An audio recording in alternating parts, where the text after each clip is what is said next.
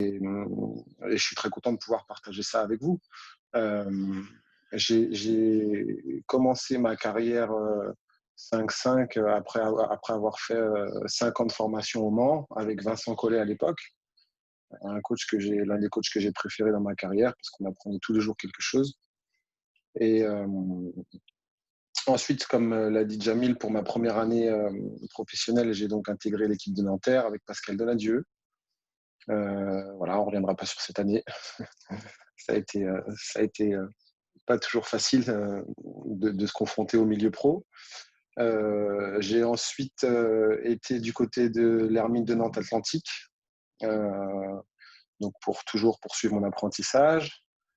Et suite à ces 2 années dans le championnat de France, j'ai eu l'opportunité de m'aguerrir encore plus dans le championnat suisse avec Boncourt, où j'avais l'occasion de jouer beaucoup et de pouvoir montrer ce que je valais, et tout en continuant à progresser. Donc ça a été une chouette expérience à l'étranger, tout en étant un joueur étranger de l'équipe, parce que il faut quand même performer.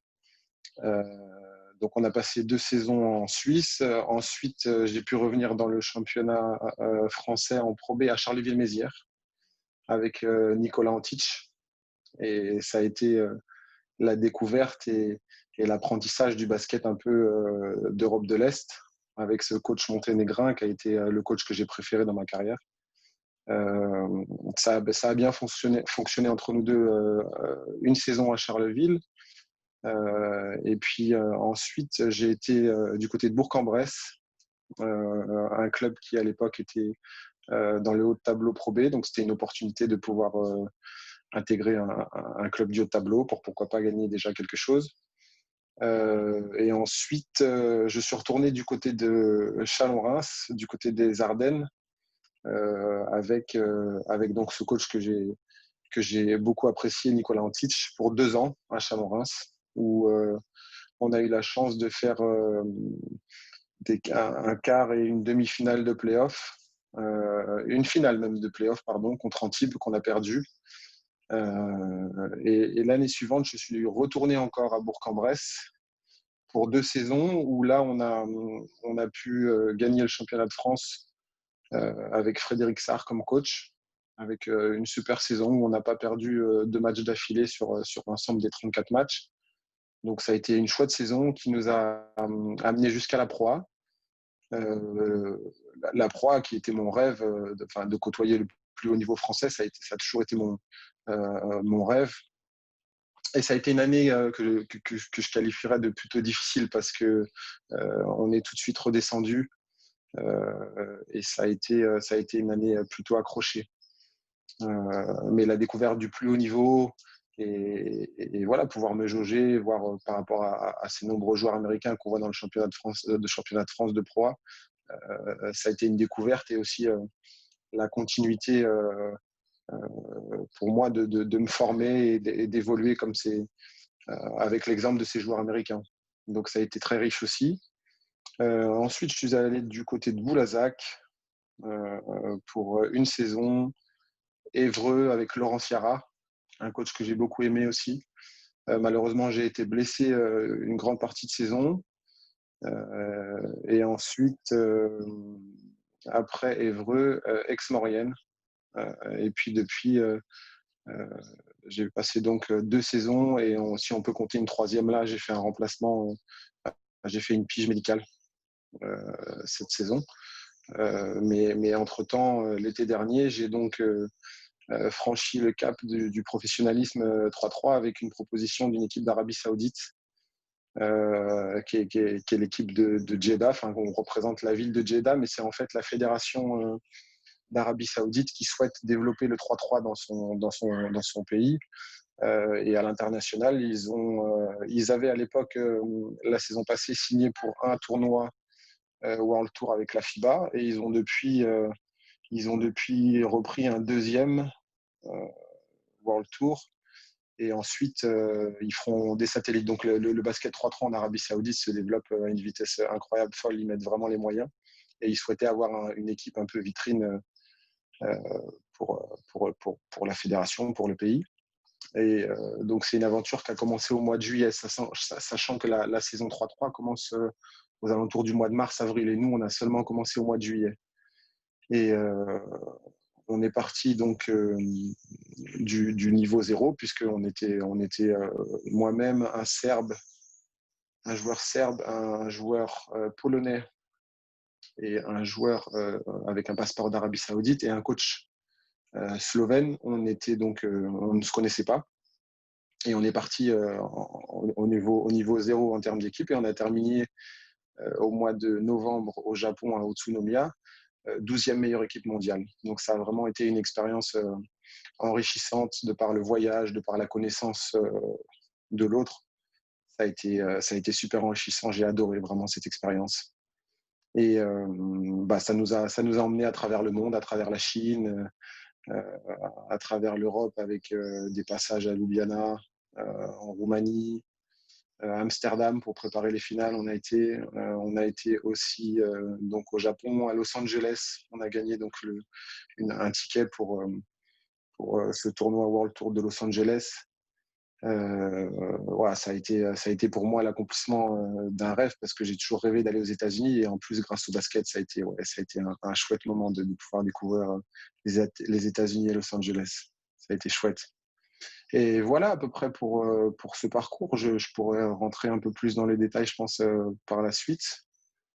Mais voilà, comme pouvait dire Jamil tout à l'heure, il y a beaucoup d'humains dans le côté 3-3 parce que quand on se rencontre à l'hôtel avec un joueur d'origine serbe, enfin un joueur serbe, un joueur polonais et un joueur avec un passeport d'Arabie Saoudite, il faut faire un mixte avec tout ça et réussir à performer, s'entraîner d'abord, se comprendre, apprécier, jauger le caractère de l'autre, se plier aux exigences d'un coach slovène qui a lui aussi joué au plus haut niveau européen et notamment en France à Gravelines, Alex Kunsch. Et ça a été vraiment une chouette expérience. Et, et j'espère que ça va pouvoir me redémarrer au plus vite pour la saison suivante. Voilà à peu près pour le parcours que j'ai pu avoir et en 5-5 et en 3-3.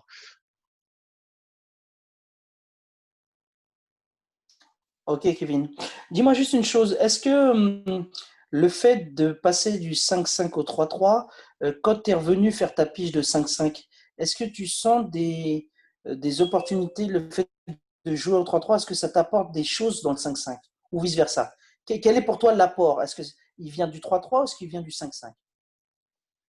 Clairement, comme j'ai commencé par le 5-5, c'est le 5-5 qui m'a apporté beaucoup de choses au départ pour le 3-3.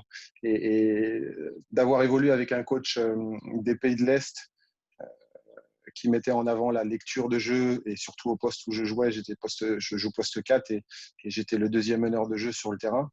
Tout ce qui peut être la lecture de jeu et pouvoir faire plusieurs choses sur le terrain, ça a été mon avantage au 5-5 et ça s'est retrouvé dans le 3-3.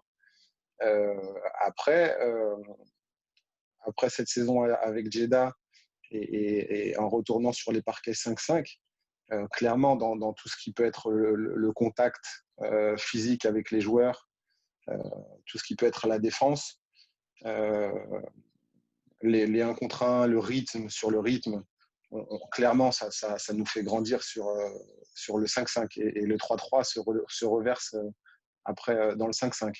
Ouais. Mais euh, maintenant, en vue de ma saison 3-3 avec Jeddah, je m'entraîne je m'entraîne exclusivement pour du 3-3. Et c'est clair que c'est un entraînement qui est complètement différent. Et comme tu le disais, c'est un sport qui est différent. Justement, le fait d'évoluer en 3-3, est-ce que tu as l'impression que tes déplacements latéraux sont beaucoup plus faciles maintenant en 5-5? Je vois juste Hugo Invernizzi, qui est un autre international français, quand il a fait sa saison 3-3, quand il est revenu à Nanterre, il défendait beaucoup mieux que l'année dernière. Et cet intermède estival a été bénéfique pour lui. Clairement, le 3-3, quand on est joueur 5-5 et qu'on fait un peu de 3-3 pendant l'été, de pouvoir garder la forme grâce au 3-3, de pouvoir être en compétition avec le 3-3 et ce que le 3-3 demande sur les tournois qu'on peut jouer, ça se retrouve clairement après sur du 5-5. Comme tu peux le dire avec Hugo sur la défense. Au 3-3, c'est beaucoup plus permissif. On peut mettre beaucoup plus de contacts. On doit bouger plus parce qu'on change beaucoup sur les écrans ou sur les pick and roll, par exemple. Donc, on doit clairement s'adapter. C'est pas la même chose. À peine on a shooté au 3-3, il faut vite repartir en défense. Donc, moi, au départ, quand j'ai fait du 3-3 pendant l'été, c'était d'abord pour avoir un petit peu de fun sur des tournois, et puis après pour garder la forme. Et j'ai pu réinvestir tout le travail que j'ai fait pendant l'été avec le 3-3 sur le 5-5. Et mes débuts de saison, je me rappelle notamment à Chalon-Reims, après donc ce championnat du monde, mon coach Nicolas Antic m'avait dit, ouais, on sent que tu as beaucoup plus de confiance, on sent que tu es beaucoup plus percutant, et puis tu n'as pas peur, quoi. Et puis au fur et à mesure de la saison 5-5, après, il m'avait un peu reproché, oui, tu as perdu toute cette agressivité et tu es plus maintenant dans le déroulé et la lecture du jeu. Donc c'est un compromis à prendre et à comprendre. C'est vrai que le 3-3, on est beaucoup moins dans l'exécution du système parce que voilà, sur 12 secondes, il faut agir vite. Alors il y a un ou deux mouvements d'équipe, mais après voilà, comme tu disais, c'est du 1 contre 1, c'est du combat physique, du 1 contre 1, et il faut être bon en 1 contre 1, clairement. Justement, Kevin, le fait que cette discipline soit juste toute neuve, elle a quoi? Elle a même pas 10 ans d'existence. Et le problème qu'on a aujourd'hui, c'est que la plupart des joueurs viennent du 5-5. Sauf qu'aujourd'hui, nous, grâce à l'Afrique et grâce au développement du 3-3, aujourd'hui, on essaie d'inculquer une autre façon de faire. C'est-à-dire qu'on demande aux jeunes, et c'est ce qui se passe aussi en Europe, de commencer le basket par le 3-3. Ceux qui voudront rester dans le 3-3 resteront dans le 3-3. Ceux qui voudront évoluer dans le 5-5 iront dans le 5-5. Mais le fait de commencer par le 5-5 et de finir par le 3-3, ben, ça t'a apporté beaucoup de choses. Mais le fait que, à l'avenir maintenant, nos jeunes africains ou ailleurs vont commencer par le 3-3, ça va changer beaucoup de choses parce qu'il va falloir faire un choix. Tu sais très bien que la FIBA ne va pas laisser faire une personne qui fait du 5-5 passer au 3-3. Il faudra faire un choix à un moment donné parce qu'à un moment donné, on va avoir une saison complète de 3-3 qui va aller du mois de février au mois de novembre. Et donc, on ne pourra pas faire les deux sports. Il faudra choisir. Si aujourd'hui, je reprends le Kevin Corr qui a 20 ans et que je te dis que tu dois faire du 3-3 ou du 5-5, quel sport tu ferais? Du 3-3, Jamil, tout de suite, du 3-3. Euh, Pourquoi? et, et moi, ce que je peux conseiller aux jeunes qui ne savent pas quoi faire, le 3-3, c'est tellement plus fun, c'est tellement plus... Voilà, on appartient à un groupe, il faut trouver sa place, il faut que les joueurs compilent les uns entre les autres. C'est-à-dire au 5-5, souvent, eh ben, il faut voilà, un meneur de petite taille, un deuxième arrière qui va shooter, un troisième, un, un ailier qui va pouvoir poster, mais qui est capable de shooter un poste 4 qui doit shooter à 3 points, et un poste 5, gros, grand, costaud, qui peut aller dans la peinture. Au 3-3, il n'y a pas de case comme ça. On peut être un joueur de grande taille et faire que shooter à 3 points. Et être très bon au 3-3 pour ça. On peut être, moi je pense à l'un des meilleurs, enfin le meilleur joueur de 3-3, Boulout, qui est un peu petit pour jouer poste 2 et qui est comment on peut dire, qui n'est pas assez manipulateur pour être meneur de jeu. Et ben là, il rentre totalement dans une case qui lui est propre. Chacun crée son identité au travers de ses qualités et aussi dans son équipe et comment il peut compiler avec les joueurs à côté.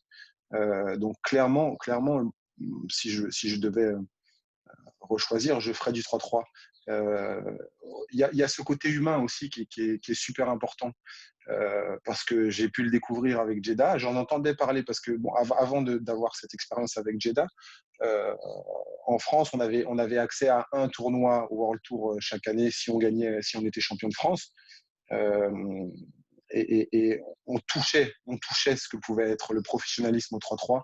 On le touchait du bout du doigt. Maintenant que j'ai pris ce professionnalisme à pleine main, eh ben, on voit qu'il y a des périodes, il y a des tournois où l'équipe tourne moins bien, où l'équipe se sent moins bien parce que il y a des petites tensions dans le groupe, il y a une petite lassitude de voyager, il y a une petite fatigue de s'entraîner. Et si on n'est pas proches les uns des autres et si on ne se connaît pas bien les uns les autres, on passe pas à travers ces choses-là. J'ai vu des joueurs 3-3, notamment dans les pays de l'Est où c'est un peu plus brut parfois pour certains joueurs. J'ai vu des joueurs se battre sur le terrain parce qu'ils ne pouvaient plus se voir. J'ai vu un joueur cracher sur son coéquipier parce qu'il n'en pouvait plus, il pouvait plus le supporter. Alors, ouais, c'est aussi dans le 5-5, comme tu pouvais le dire, il y en a un qu'on apprécie moins, il y en a un qui est plus individualiste et ça ne nous revient pas. On peut fermer les yeux, on peut, pendant une saison, ne pas s'en occuper. Dans le 3-3, c'est carrément impossible. Avec l'intensité que ça demande, avec le contact physique, avec l'engagement qu'on doit mettre, on peut pas laisser ces animosités-là au vestiaire. Ça va forcément ressortir un moment, ça va forcément se sentir sur les résultats et sur les matchs. Donc, ouais, appartenir à un groupe, savoir qui sont tes coéquipiers, savoir que lui, parfois, il peut péter les plombs comme ça, mais différemment, il va te le rendre. C'est quelque chose, moi, qui me plaît énormément parce que on va vers son prochain, simplement. Donc le 3-3, Mohamed, tu voulais… les jeunes faites du 3-3 et pardon Jamil, je te coupe, Pardon. mais apprendre le 3-3 dès le début dans l'essence du 3-3 même, ça apporte beaucoup de choses. On peut le voir avec par exemple les pays de l'Est où il y a des joueurs qui n'ont fait que du 3-3 toute leur vie et très peu de 5-5. Ils ont une vraie culture, ils ont une vraie science du jeu. En Serbie, il y a, je sais pas, 10 équipes avec 4 joueurs dans ces 10 équipes où ils font que du 3-3 toute l'année. Et on sent qu'il y a une vraie culture de jeu en Serbie. En Slovénie, c'est pareil. Ouais. Mohamed, s'il te plaît, par rapport aux conditions africaines. Oui, Kevin, je voulais juste rajouter quelques précisions déjà par rapport à l'audience. Il faut savoir que les gens qui nous suivent, donc avec nous notamment l'entraîneur de l'équipe du Maroc et de la sélection féminine qui a participé aux Jeux africains. Il faut savoir que de plus en plus nous, en Afrique, dans des compétitions continentales ou territoriales, notamment par exemple au niveau des Jeux méditerranéens, on met beaucoup maintenant le 3-3, il remplace le 5-5. Au niveau alors, sans généraliser, les conditions que nous on a, c'est pas les mêmes conditions qu'on a au niveau de l'Europe.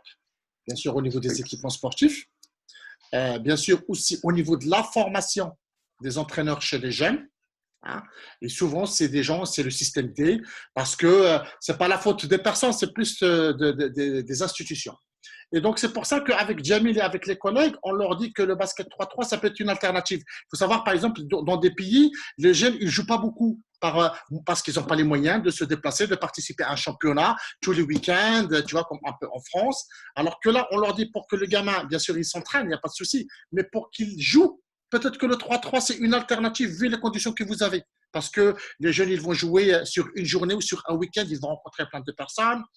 Autre chose aussi qu'on remarque aussi chez les jeunes, c'est les entraîneurs de jeunes, c'est il y en a beaucoup qui sont dans le résultat. Et ils vont tout de suite se mettre en défense dans le 5-5. Moi, j'ai assisté à des championnats, finales du championnat du Maroc, par exemple, les minimes. Et tout de suite, on est en défense 2 ans parce qu'on cherche le résultat. Et c'est pour ça qu'on leur dit, on a des lacunes au niveau, il y a un décalage par rapport à l'Europe, par rapport au travail des fondamentaux, que le 3-3, il faut commencer par le 3-3, pas pour que le joueur aille tout de suite dans le 3-3, mais plus pour travailler ses fondamentaux. C'est comme tu l'as dit, travail de concentration, le côté fair play. Voilà, on essaie de s'adapter. En fait, on le fait aussi c'est pas par défaut, par rapport aux conditions africaines. C'est pour ça qu'on dit souvent que le 3-3, il a beaucoup d'avenir. Et en plus, on a du soleil, on a des terrains partout et on a des jeunes qui sautent partout. Voilà, c'était juste une petite précision à Kevin par rapport à l'histoire ce que nous, on défend, ce qu'on essaie de faire passer, le message qu'on essaie de faire passer sur nos formations. Voilà. Bien sûr, je comprends. Et en plus, pour ce qui peut être le 3-3, c'est très simple de jouer au 3-3. Comme tu peux le dire, c'est souvent des tournois qui sont sur un jour ou 2 jours. Et il suffit, voilà, un terrain, les lignes du terrain. On peut venir tout seul et rencontrer 3 personnes là-bas et puis jouer son tournoi. Bah, avant, ça se faisait aussi. Moi, j'ai joué avec des filles. J'ai été champion du monde en jouant avec 2 filles. Enfin, c'était d'abord, quand on allait sur des tournois, le plaisir de jouer, de rencontrer des gens pas trop loin dans son département ou dans sa région. Donc, je pense que c'est clairement adaptable. Et il y a surtout beaucoup moins de pression quant aux résultats. Voilà, on vient pour un tournoi, on donne tout, on essaie de se hisser jusqu'à la coupe. Mais après, quand le tournoi est terminé, on peut rester regarder, on rencontre des gens, et puis on est souvent dans des beaux endroits, dans des endroits en extérieur aussi. Donc, il y a ce côté-là aussi qui est super agréable. Je vais t'apprendre une chose, Kevin, peut-être que tu ne savais pas, mais tu as été champion du monde et vice-champion du monde avec Meredi Soumonou, un petit peu grâce à Mohamed Marakchi, parce que Mohamed Marakchi, en ayant fait le challenge Batigère il y a 25 ans, c'est le premier challenge auquel a participé Meredis. Donc lui, quand il a connu le basket la première fois dans sa vie, c'est à travers le 3-3. Et donc quand il est rentré dans le 3-3 au challenge Batigère, il a compris ce que c'était que le basket 3-3. Forcément, il a goûté au basket, ça lui a plu, il est parti dans le 5-5, et ça ne l'a pas empêché derrière de revenir dans le 3-3 et d'être champion du monde ou vice-champion du monde avec toi. C'est pour te dire que, tu vois, ces interactions entre le 3-3 et le 5-5 existent bel et bien. Oui, merci Mohamed pour ton tournoi que tu fais depuis si longtemps. Et merci à Meredith, même encore l'année dernière, il a rejoué. Et quand on s'est croisé en 5-5, il me disait, moi, si je peux avoir l'opportunité de faire comme toi, je ferai dès demain, quoi. En fait, Kevin, juste une petite précision, on en avait parlé tout à l'heure en off. Le challenge Batigère, c'est une opération qui est mise en place par un bailleur social. On sait très très bien que dans les villes, le premier acteur qui peut être concerné par le basket 3-3, c'est les villes et les bailleurs sociaux, parce qu'on sait très très bien que dans tous les quartiers populaires, il y a plein de cités-stades. Il y a un moment, en 94, il y a un bailleur social qui a eu cette idée de structurer ces tournois, parce qu'après le Jordan, et c'est là où Meredith a commencé parce qu'il habitait dans un quartier populaire. Et lui, il attendait ce tournoi-là, et puis il a commencé le basket, et puis c'est aussi une opération pour des clubs qui viennent aussi détecter des jeunes, parce que c'est facile, comme tu as dit, on peut facilement mettre en place une équipe, en plus on joue avec les copains, c'est pas très difficile. Voilà, juste pour revenir un petit peu sur l'histoire de Meredith, et le hasard, en fait, c'est pas le hasard, a bien fait les choses, c'est que comme maintenant il est à Nancy, parce que moi je suis de Nancy, donc cette année, malheureusement on n'a pas pu y aller, mais je pense qu'on va le relancer l'année prochaine. Cette année, c'est lui qui était le parrain de notre challenge. Voilà, donc c'était retour aux sources. Voilà, c'était juste pour l'anecdote. Jamil, c'est à toi. Allez, on va commencer les questions de Abdelrahman Aït Tazarim. Bon, on en a parlé un petit peu, mais j'espère que tu vas revenir dessus. On voit généralement que les joueurs du 3-3 viennent du 5-5. Est-ce que c'est réversible à ton avis? Et enfin, est-ce qu'on peut parler dorénavant d'une motricité spécifique au 3-3 ou simplement une adaptation motrice à faire?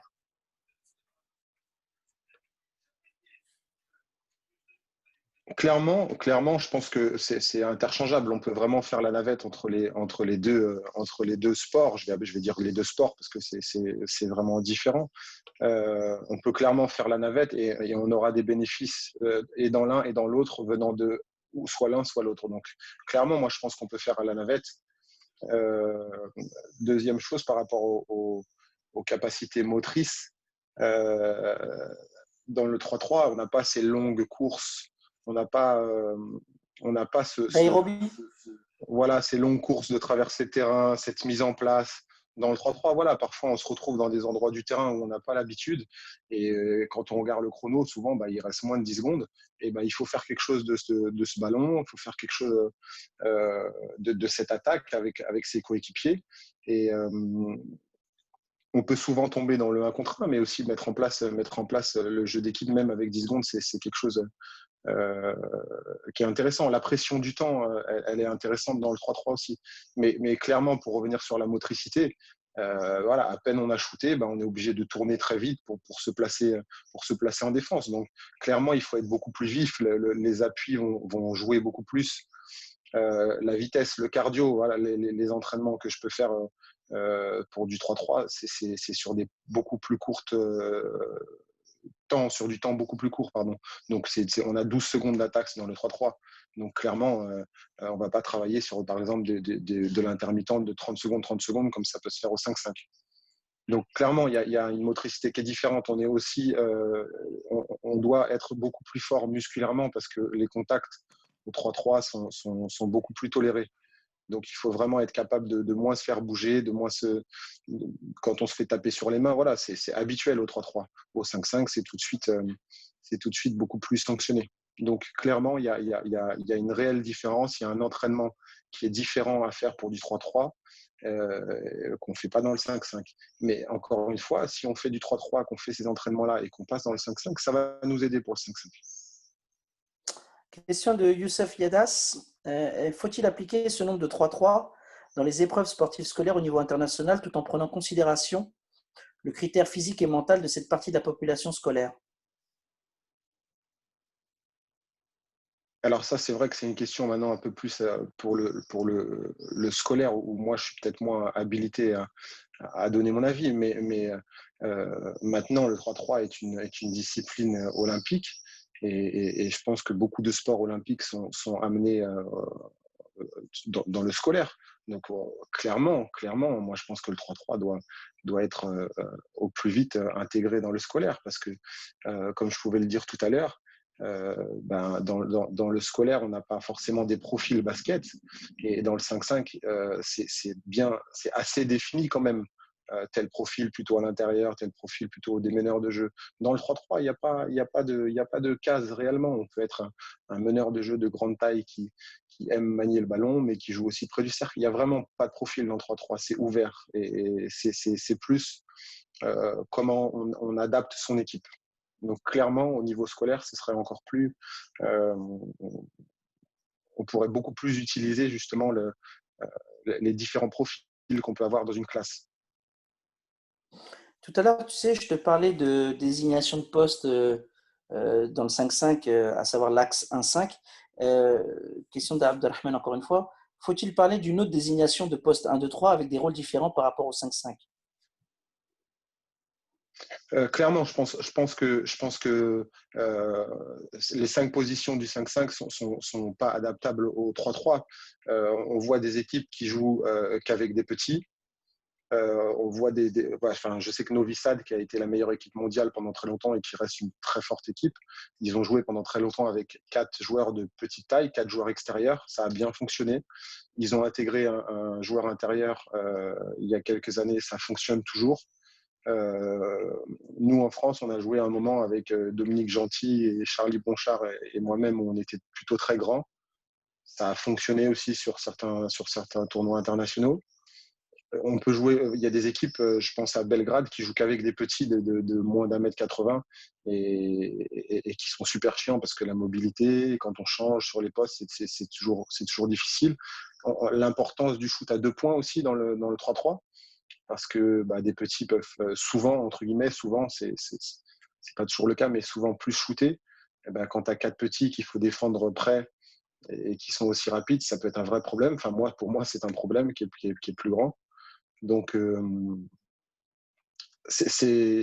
n'y a pas les mêmes cases que dans le 5-5. Il n'y a vraiment pas que les mêmes cases dans le 5-5. Par contre, c'est plus exacerbé dans le 3-3. Il faut vraiment que les joueurs dans vos équipes puissent se compléter les uns les autres. Là, c'est une question qui va être marrante à répondre.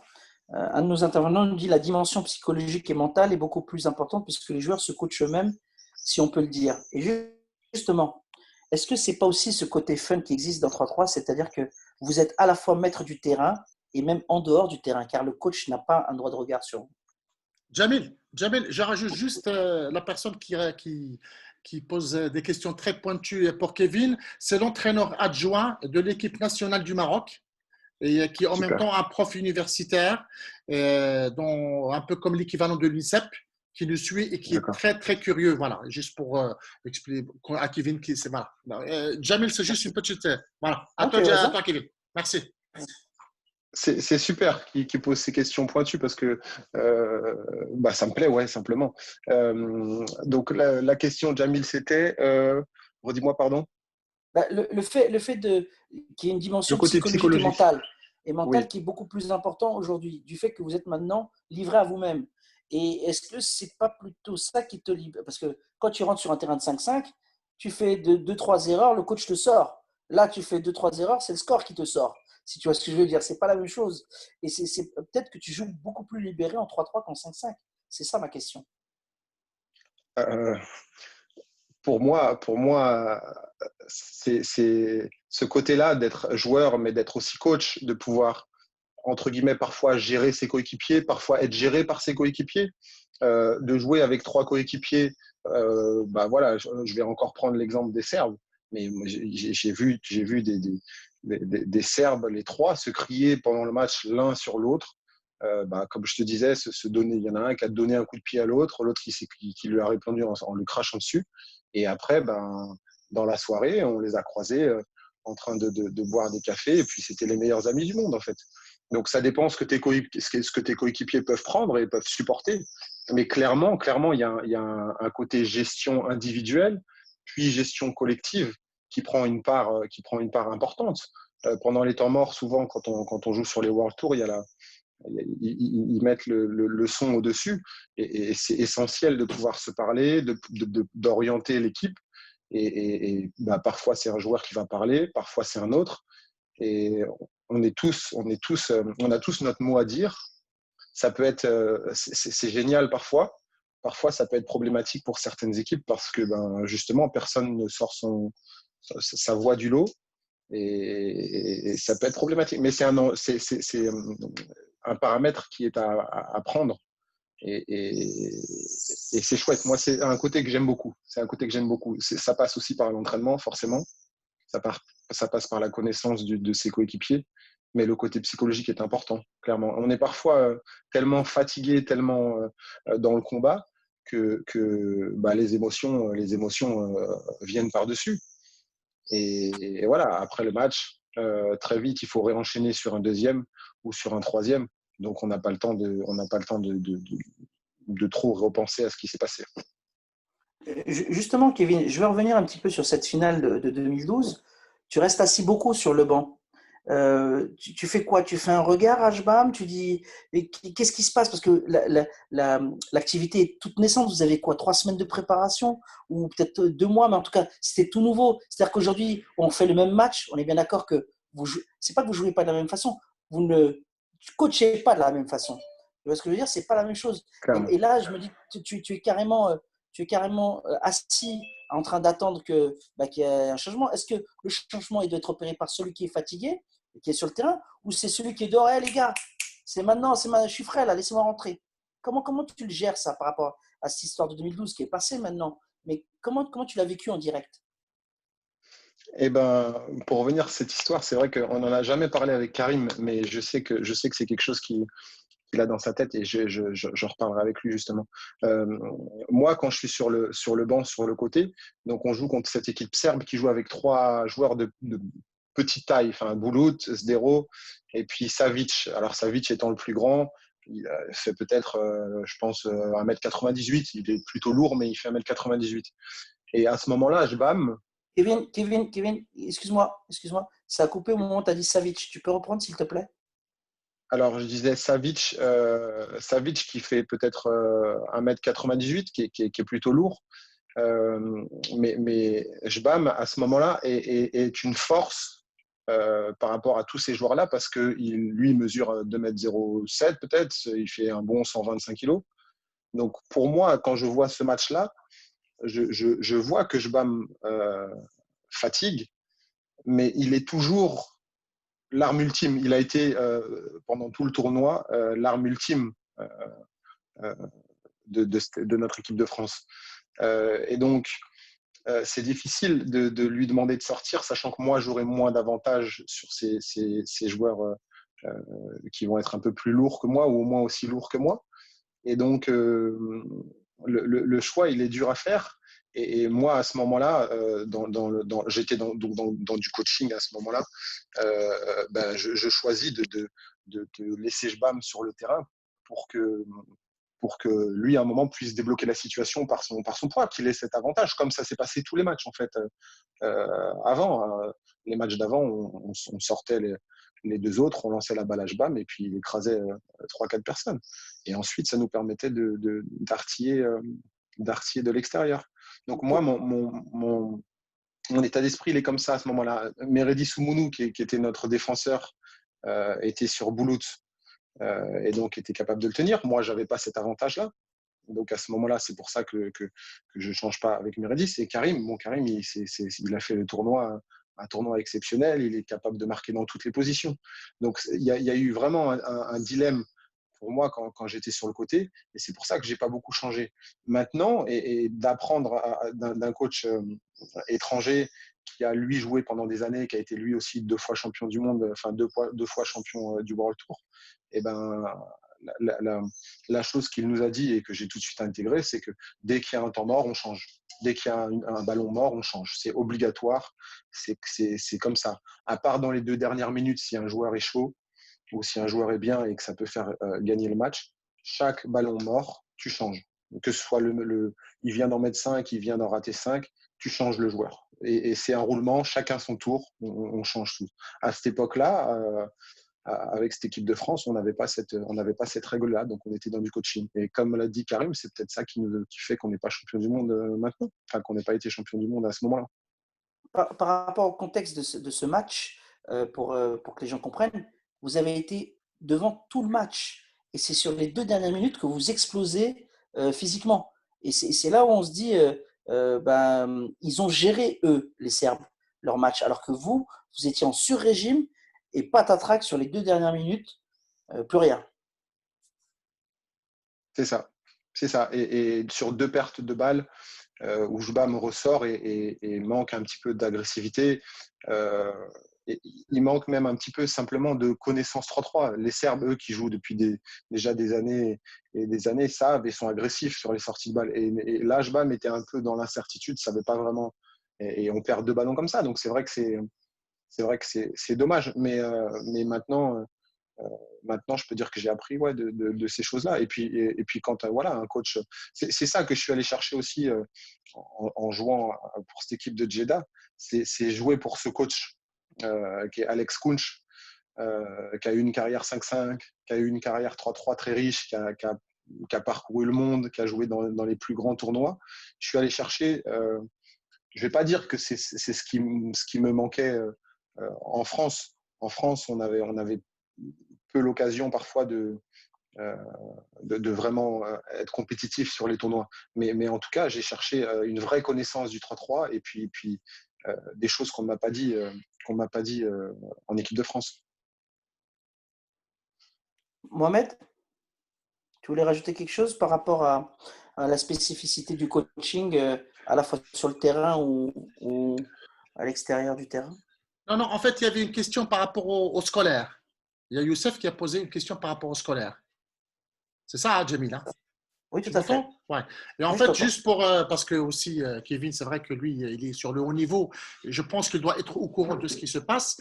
Donc là, c'est juste un petit document que l'UNSS a mis en place. Et puis, il y a aussi le Maroc qui est en train de travailler. On a eu 3 ou 4 webinaires avec des inspecteurs. C'est l'équivalent des conseillers pédagogiques. Et ils se rendent compte que le basket 3-3, voilà, c'est une bonne entrée avec les espaces, avec les fondamentaux, avec la mixité, que ça répond vraiment aux attentes de l'éducation nationale, aux finalités de l'EPS. D'ailleurs, il y a avec nous pas mal de professeurs. J'espère qu'ils vont prendre la parole et qu'ils peuvent aussi alimenter, hein, parce que c'est quand même eux les spécialistes. Et il faut savoir qu'il y a des vrais programmes qui sont mis en place. Là, par exemple, c'est un document qui est mis en place par le ministère de l'Éducation nationale et de l'enseignement supérieur. En partenariat, l'UNSS, c'est l'équivalent du sport scolaire, et avec la fédération. D'accord? Dire voilà, le 3-3, effectivement, c'est une opportunité avec des situations pédagogiques pour les professeurs, hein, pour qu'ils puissent rentrer dans la matière et répondre aux attentes des finalités pédagogiques et didactiques de l'éducation de l'éducation nationale. Voilà, c'était juste une précision par rapport à Youssef qui a posé la question, la place avec le scolaire. Voilà, et en même temps, Kevin, tu es aussi au courant de ce qui se passe en milieu scolaire. Oui, merci. Même je sais que tu es un jeune joueur 3-3, la reconversion parfois se prépare très très tôt. Bien sûr. Je te On laisse, continue Jamil. avec une nouvelle question. Abdelmourit Koho, ancien joueur, grand joueur des années 90, ancien joueur international, Monsieur Koho, qui nous dit bonsoir, merci pour ces informations. Est-ce qu'on peut dire que si on travaille sur une bonne entente entre les joueurs qu'on a et des joueurs qui savent jouer de haut panier, plus ils sont bien sur le 1 contre 1 et en même temps, plus ils jouent bien sans ballon, on peut avoir une bonne équipe. Il essaie de trouver des astuces pour créer une équipe en fait. Je pense que clairement, il a les ingrédients là pour qu'une équipe fonctionne bien. Il y a quelque chose dont il n'a pas parlé, c'est l'importance du shoot à 2 points. Parce que dans le 3-3, le shoot à 2 points est l'arme ultime. C'est-à-dire que si on shoot à haut pourcentage, c'est une règle dans le haut niveau qui n'a jamais été vraiment énoncé, mais que tout le monde connaît. Si on shoot à haut pourcentage à 2 points, on a de grandes chances de gagner le match. Il faut savoir que le jeu de haut panier, alors là, vous ne prêchez pas un convaincu parce que moi, je joue beaucoup de haut panier et c'est ce que j'aime. Ça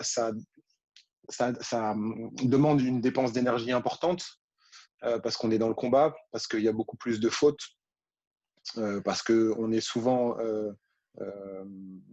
par les arbitres considéré comme le gros gars qui est costaud, qui va pouvoir supporter les fautes, les petites choses des autres joueurs, alors que c'est une dépense d'énergie importante. Et tout cela pour, à la fin, rapporter 1 point si on marque le panier. Alors qu'un joueur extérieur qui va prendre un shoot à 2 points, les pieds dans le parquet, enfin les pieds dans le sol, et juste lever sa main. Attention, je ne suis pas en train de dire que c'est plus facile. C'est tout autant difficile, voire même plus. Mais ça va rapporter 2 points et une dépense d'énergie qui est moins importante. Donc, c'est un savant mélange. Mon équipe de Jeddah cette année, on a beaucoup utilisé ma présence de haut panier pour enfoncer au départ et élargir les espaces pour ensuite pouvoir marquer à 2 points. C'est un savant mélange. Si moi, on me demande, si mon coach l'année prochaine me demande de shooter qu'à 2 points, je ne vais pas être performant. Moi, c'est avec ce que j'ai, c'est le dos au panier que je peux apporter et de bonnes passes, une bonne lecture de jeu. Ça correspond bien avec les joueurs qui sont autour de moi dans cette équipe de Jeddah. C'est pour ça qu'on a été capable d'être performant. Il faut vraiment bien s'adapter aux coéquipiers qu'on a. Il faut accepter les erreurs des autres parce que on rappelle que le basket, que ce soit en 5-5 ou en 3-3, c'est pas un sport où on ne fait pas d'erreurs. C'est un sport où on fait le moins d'erreurs possible. Mais j'ai jamais fait un match en 16 ans de carrière où je n'ai pas fait une seule erreur. Donc voilà, la tolérance de l'autre, l'ouverture à l'autre, l'humain est très très important dans le 3-3. On en profite pour dire à tous les participants, si vous voulez poser vos questions en live, n'hésitez pas à toucher l'onglet participants et à taper sur la petite main pour lever la main et comme ça, je vous donnerai la parole. Donc, on enchaîne avec une nouvelle question qui m'a l'air très intéressante, encore une fois. Justement, par rapport au choix des joueurs, sur quels critères doivent se faire les choix des joueurs, surtout s'il y a des disparités au niveau technique, tactique, psychologique et physique? Quelles sont pour toi les qualités prédominantes et indispensables?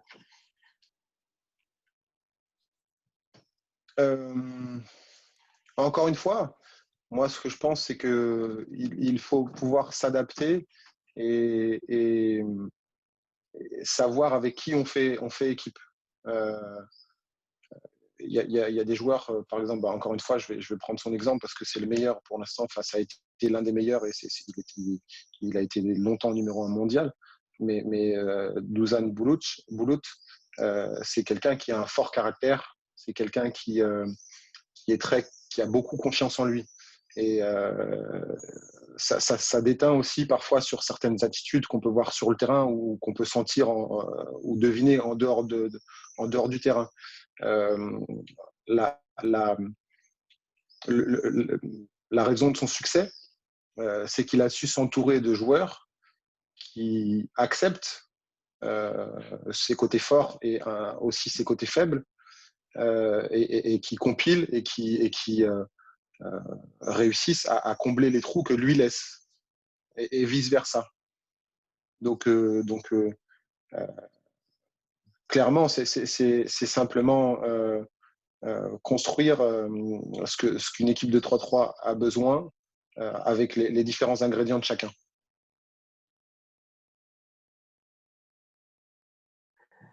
Je vais passer maintenant la parole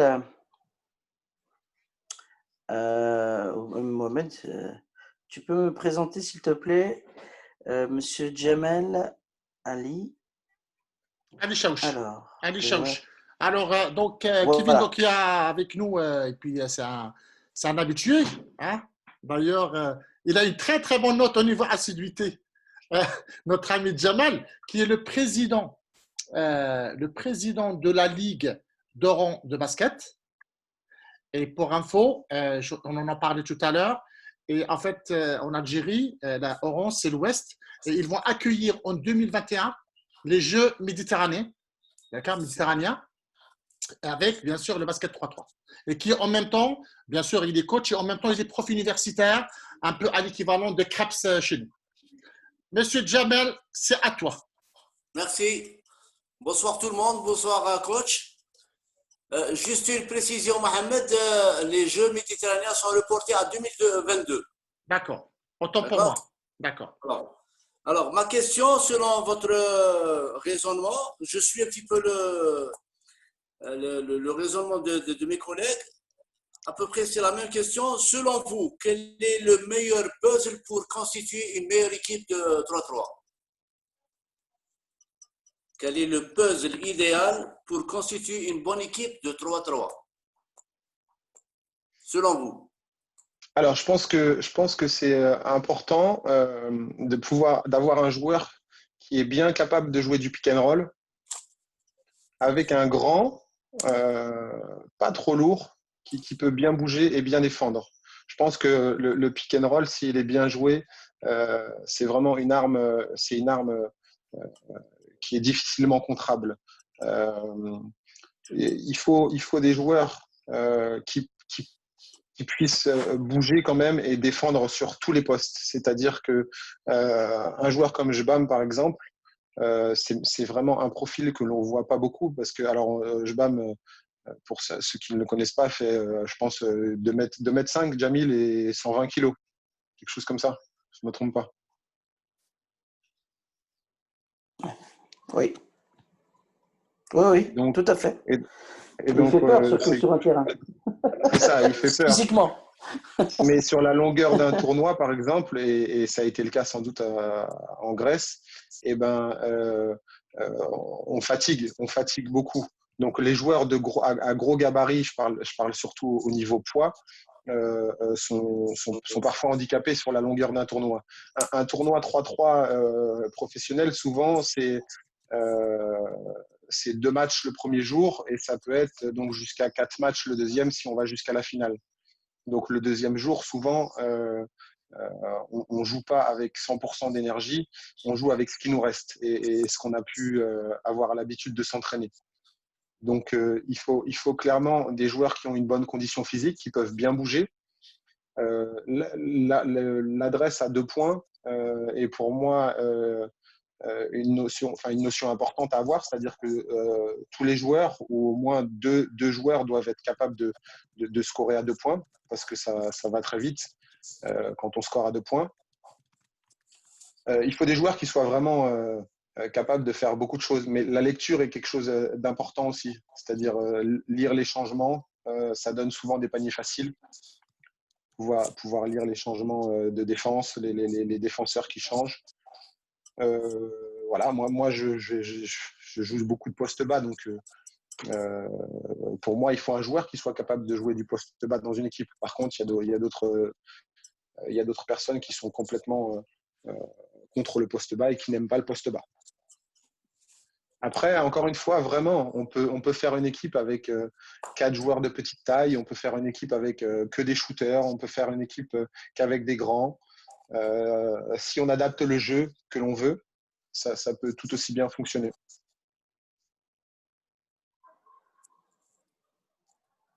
Autre chose, Jamal? Ça, c'est par rapport à la haute, le haut niveau. Si, par exemple, on vous demande de passer au centre de formation, quelles sont les grandes lignes que vous proposez au coach de ce centre de formation qui sont en train Jamal, est-ce que tu peux juste préciser ta question parce que ta question elle est très ouverte. Est-ce que Oui. par exemple tu parles sur le côté technique, le côté tactique, le côté mental, physique? Est-ce que tu parles de ça ou tu parles par rapport à la morphologie des joueurs? Tu vois? Parce que Pour la deuxième question, non, mais ta précision là, tu dis voilà, on arrive dans un centre de formation et on oui, essaye d'axer notre formation sur quelque chose pour c'est avoir. par rapport à la formation des jeunes joueurs, des jeunes basketteurs en 3-3. Quels sont les conseils que vous pouvez donner aux jeunes, aux entraîneurs qui forment ces joueurs? Sur quoi il faut qu'il insiste, voilà. Oui, Kevin? Encore une fois, clairement, il faut un peu voir les qualités que va posséder chaque joueur et comment on peut l'insérer dans une équipe. Quel exemple je peux donner? J'ai un ami qui joue au 3-3 haut niveau, qui s'appelle Steve Sir, qui est un joueur canadien, qui a joué en Suisse avec moi et qui est un joueur de basket il est pas très athlétique. Je pense qu'il fait pas loin d'1m90, mais il dunke pas. Mais c'est quelqu'un qui fait exclusivement et seulement du shoot à 2 points. Donc à 3 points pour le 5-5, mais à 2 points pour le 3-3. Et c'est un joueur qui a le meilleur pourcentage dans l'histoire de la NCAA, du championnat américain. Donc ce joueur-là est assez atypique. Mais par contre, il rentre clairement dans la case marquer des 2 points. Donc lui, oui, c'est un profil qui est vraiment différent. Après, si on veut un joueur type 3-3, c'est vrai qu'il faut plutôt des joueurs de grande taille avec des longs segments, pas trop lourds, qui soient capables d'avoir de l'adresse et plutôt athlétiques pour bien défendre. Après, encore une fois, dans le haut niveau, si vous, enfin, les vidéos sont disponibles sur la chaîne YouTube de la FIBA 3-3.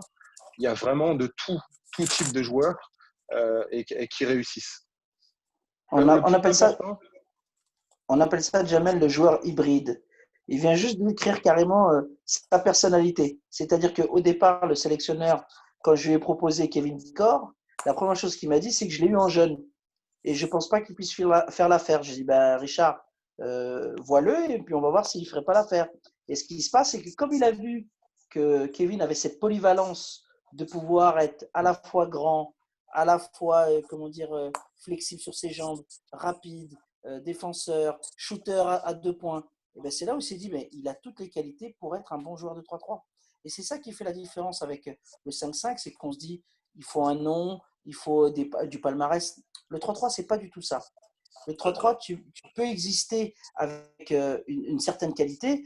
Et il est clair et net que certains joueurs qu'on a voulu, j'ai envie de dire, blacklister dans le 5-5, et ben aujourd'hui, ils s'épanouissent dans le 3-3. Quand je dis blacklister, c'est pas par rapport à des raisons personnelles, c'est juste par rapport à leurs critères sportifs. C'est-à-dire qu'ils rentrent pas dans le champ, de la philosophie de jeu de l'équipe de France qui est la défense, comme l'a dit Karim Souchu à l'époque, au dernier webinaire. Mais dans le 5-5, Jvam s'est épanoui parce qu'il est intense, parce qu'il est dur. Kevin s'est épanoui parce qu'il avait ce profil de 3-4 shooters à 2 points. Meredith s'est épanoui parce que c'est un slasher, c'est un mec qui agresse les défenses, etc. Donc et Karim Souchus, c'était le shooter à 2 points. Donc il y avait toute cette alchimie, Jamel, qui fait qu'aujourd'hui, une équipe de 3-3, il faut avoir de bons éléments. Et d'ailleurs, on peut parler de l'équipe de Guam, que Kevin Core a déjà vu. C'est que des petits qui shootent à 2 points. Voilà. Mais c'est leur philosophie, comme l'a dit Karim. Chaque pays a sa philosophie de jeu. Et en fait, il faut jouer avec les qualités de chacun. Moi, j'ai été en Algérie et j'ai vu le tournoi 3-3 que j'ai animé, etc., et ben, moi, j'ai vu que les qualités les plus essentielles des, shooters, des joueurs algériens, c'était d'être très forts dos au panier parce qu'ils avaient un physique. Et maintenant, ce qui leur manque, c'est ce fameux shooter à 2 points. Si vous avez ce fameux shooter à 2 points, eh ben, l'Algérie, on peut avoir peur. Ouais, parce que ce que j'ai vu, c'était très beau ce que j'ai vu. Parce que les 4 joueurs qui ont gagné ce tournoi à Alger, ben, c'était des costauds, c'était des. Voilà. Et aujourd'hui, on peut avoir les Ukrainiens qui sont des troncs d'arbres, voilà, et qui peuvent jouer. Il y a vraiment tout type de morphologie, Jamel. Oui. D'accord. Alors, Jamil, si je peux juste rajouter quelque chose, je sais pas si tu étais là, Jamal, l'intervention de Karim Sochou là, avec la direction, jeudi dernier avec la direction technique du Sénégal, il avait bien insisté, il avait mis le profil. Il a insisté sur une chose, la polyvalence. La Polyvalence au niveau de la taille moyenne d'un basketteur c'est 1m90. Et autre chose, la défense. Il a dit, on ne triche pas en défense. Voilà, on peut pas, il n'y a pas de, voilà, il faut vraiment que tu sois un super défenseur. Donc, pour moi, c'est la polyvalence, l'adresse, hein, Jamil vient de parler, sur l'adresse et sur la défense, je ne pense pas que c'est incompatible avec le 5-5. Hein. Si tu as un joueur comme ça, c'est le couteau suisse, quoi. Voilà, c'était juste pour ajouter. Et la vidéo, elle y est encore, Jamal, il est encore sur la page de la fédération sénégalaise, sur la présentation de Karim, qui était vraiment très intéressante et qui peut aussi répondre ou compléter ta question. Jamais d'accord. Merci. Merci. Question de Cherny. Est-ce que vous appréciez le fait que le coach n'a pas le droit d'intervenir pendant les matchs? Pensez-vous que c'est bénéfique pour les jeunes? En tant que coach, ça a été frustrant pour moi. Clairement, moi, c'est un côté que j'apprécie beaucoup parce que dans ma personnalité de joueur, j'aime ce côté libre. J'aime parfois tester des choses, voir que ça ne fonctionne pas.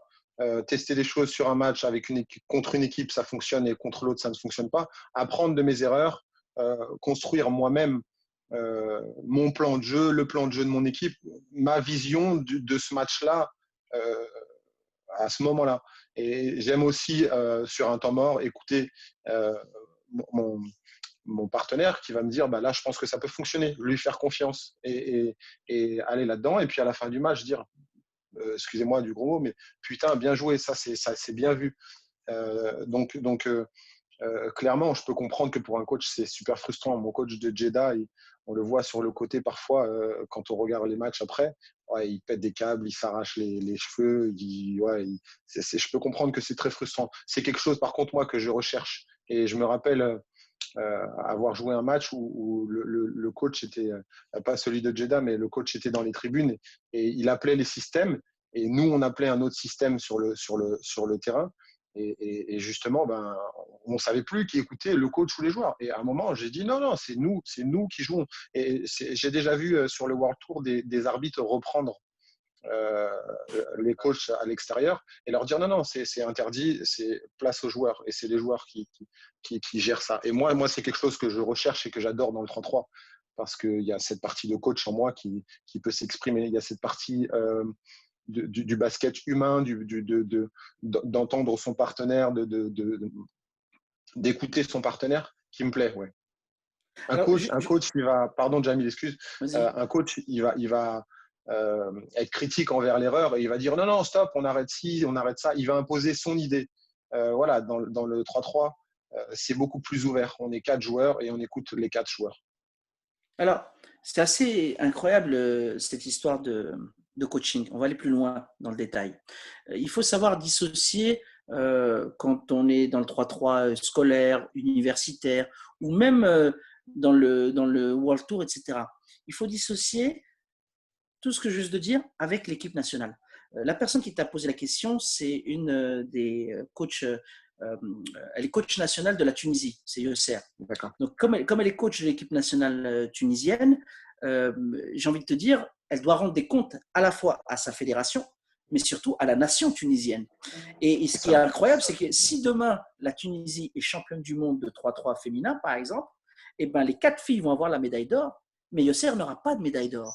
Alors que quand tu es dans un championnat du monde de 5-5, c'est toute l'équipe qui a la médaille d'or, jusqu'au mec qui porte la serviette, il a la médaille d'or. Tu vois ce que je veux dire? C'est ça la différence. Et donc, Et donc là, en l'occurrence, il faut bien expliquer aux gens la différence extrême, et Mohamed va encore plus étayer la chose, c'est qu'aujourd'hui, ben, vous êtes livré à vous-même. Quand vous perdez tout seul. Et quand vous gagnez, ben, vous devez gagner tout seul. Parce que le coach va dire, ben, c'est moi qui les ai entraînés, ils ont fait ci, ils ont fait ça, ils m'ont écouté. Mais ce n'est pas la même chose. Donc je suis sûr, Kevin, tu n'es pas le même joueur quand tu joues avec Jeddah que quand tu joues en équipe de France. Clairement, clairement, Jamil. Déjà, le coach de Jeddah, je l'appelle le coach, mais c'est un membre à part entière de notre équipe. Il lui arrive, c'est pratiquement tous les jours, il prend part à nos séances d'entraînement en tant que joueur. Il vit le truc avec nous. Il vit les erreurs, il vit. Et alors, il a son rôle de coach. Ce que tu dis, que la coach de l'équipe de Tunisie, si son équipe gagne, elle n'est pas de médaille, c'est incroyable, c'est inconcevable. Parce que clairement, elle a une grande part et c'est à elle, en fait, de tracer un chemin pour son équipe et c'est aux joueuses de marcher dans ce chemin. Et elle va tracer le chemin, elle va donner les idées, elle va prendre les systèmes, mettre en place les systèmes, elle va écouter. Et il y a des équipes où un coach serait ou est nécessaire parce qu'il faut aussi un peu mettre de l'ordre dans les cas de cerveau créatif, par exemple. Donc, le coach a une part hyper importante. Il y a pas mal d'équipes, je vais dire que la moitié, voire les 3/4 des équipes sur le World Tour évoluent sans coach. C'est une bande de copains. En Serbie, clairement, c'est des bandes de copains qui s'entraînent tous les jours comme des professionnels et qui partent sur les tournois entre eux, qui se gèrent entre eux. Et bon, c'est ce que nous on a pu faire avec les équipes françaises parfois. Ouais, voilà, ok. Mais avec notre coach à nous, il a une part très importante et il sait reconnaître quand il fait des erreurs. On sait reconnaître nous-mêmes quand on fait des erreurs et on évolue ensemble. On évolue ensemble. Il y a moins ce côté de chef et les joueurs écoutent. On partage beaucoup avec lui. Surtout que Yosser continue sur le diagnostic. Lorsqu'elle participe à un tournoi, elle remplit tous les postes délégués, représentants de la Fédé, préparateur mental, préparateur physique. Donc, eux, ils font le taf, la fédération tunisienne, comme toutes les fédérations africaines. Et à la fin, on leur dit, bah, écoutez, regardez, les 4 jeunes, elles ont les médailles ou pas les médailles, mais c'est sans vous. C'est incroyable. Je sais que j'ai porté différents maillots, que ce soit l'équipe de France, que ce soit l'équipe de Paris, l'équipe de mes copains du quartier. Mais peu importe le maillot, peu importe la médaille, peu importe les différentes choses qu'il y a derrière un tournoi, ce que j'aime dire, c'est que voilà, on était entre nous 4, on est parti de 0, on est arrivé à 100%, on a gagné notre tournoi. Et c'est la seule fierté que j'en retire. Mes médailles de championnat du monde, je ne sais même pas vraiment où elles sont, mais dans ma tête, mes 4 copains, ils resteront jusqu'à la fin de ma vie. Justement, Kevin, ce que disait Mohamed est très intéressant, c'est qu'en général, celui qui est coach, c'est celui qui soit conduit la voiture pour amener les 4 joueurs au tournoi, soit c'est celui qui paye les billets d'avion, donc le manager général de l'équipe.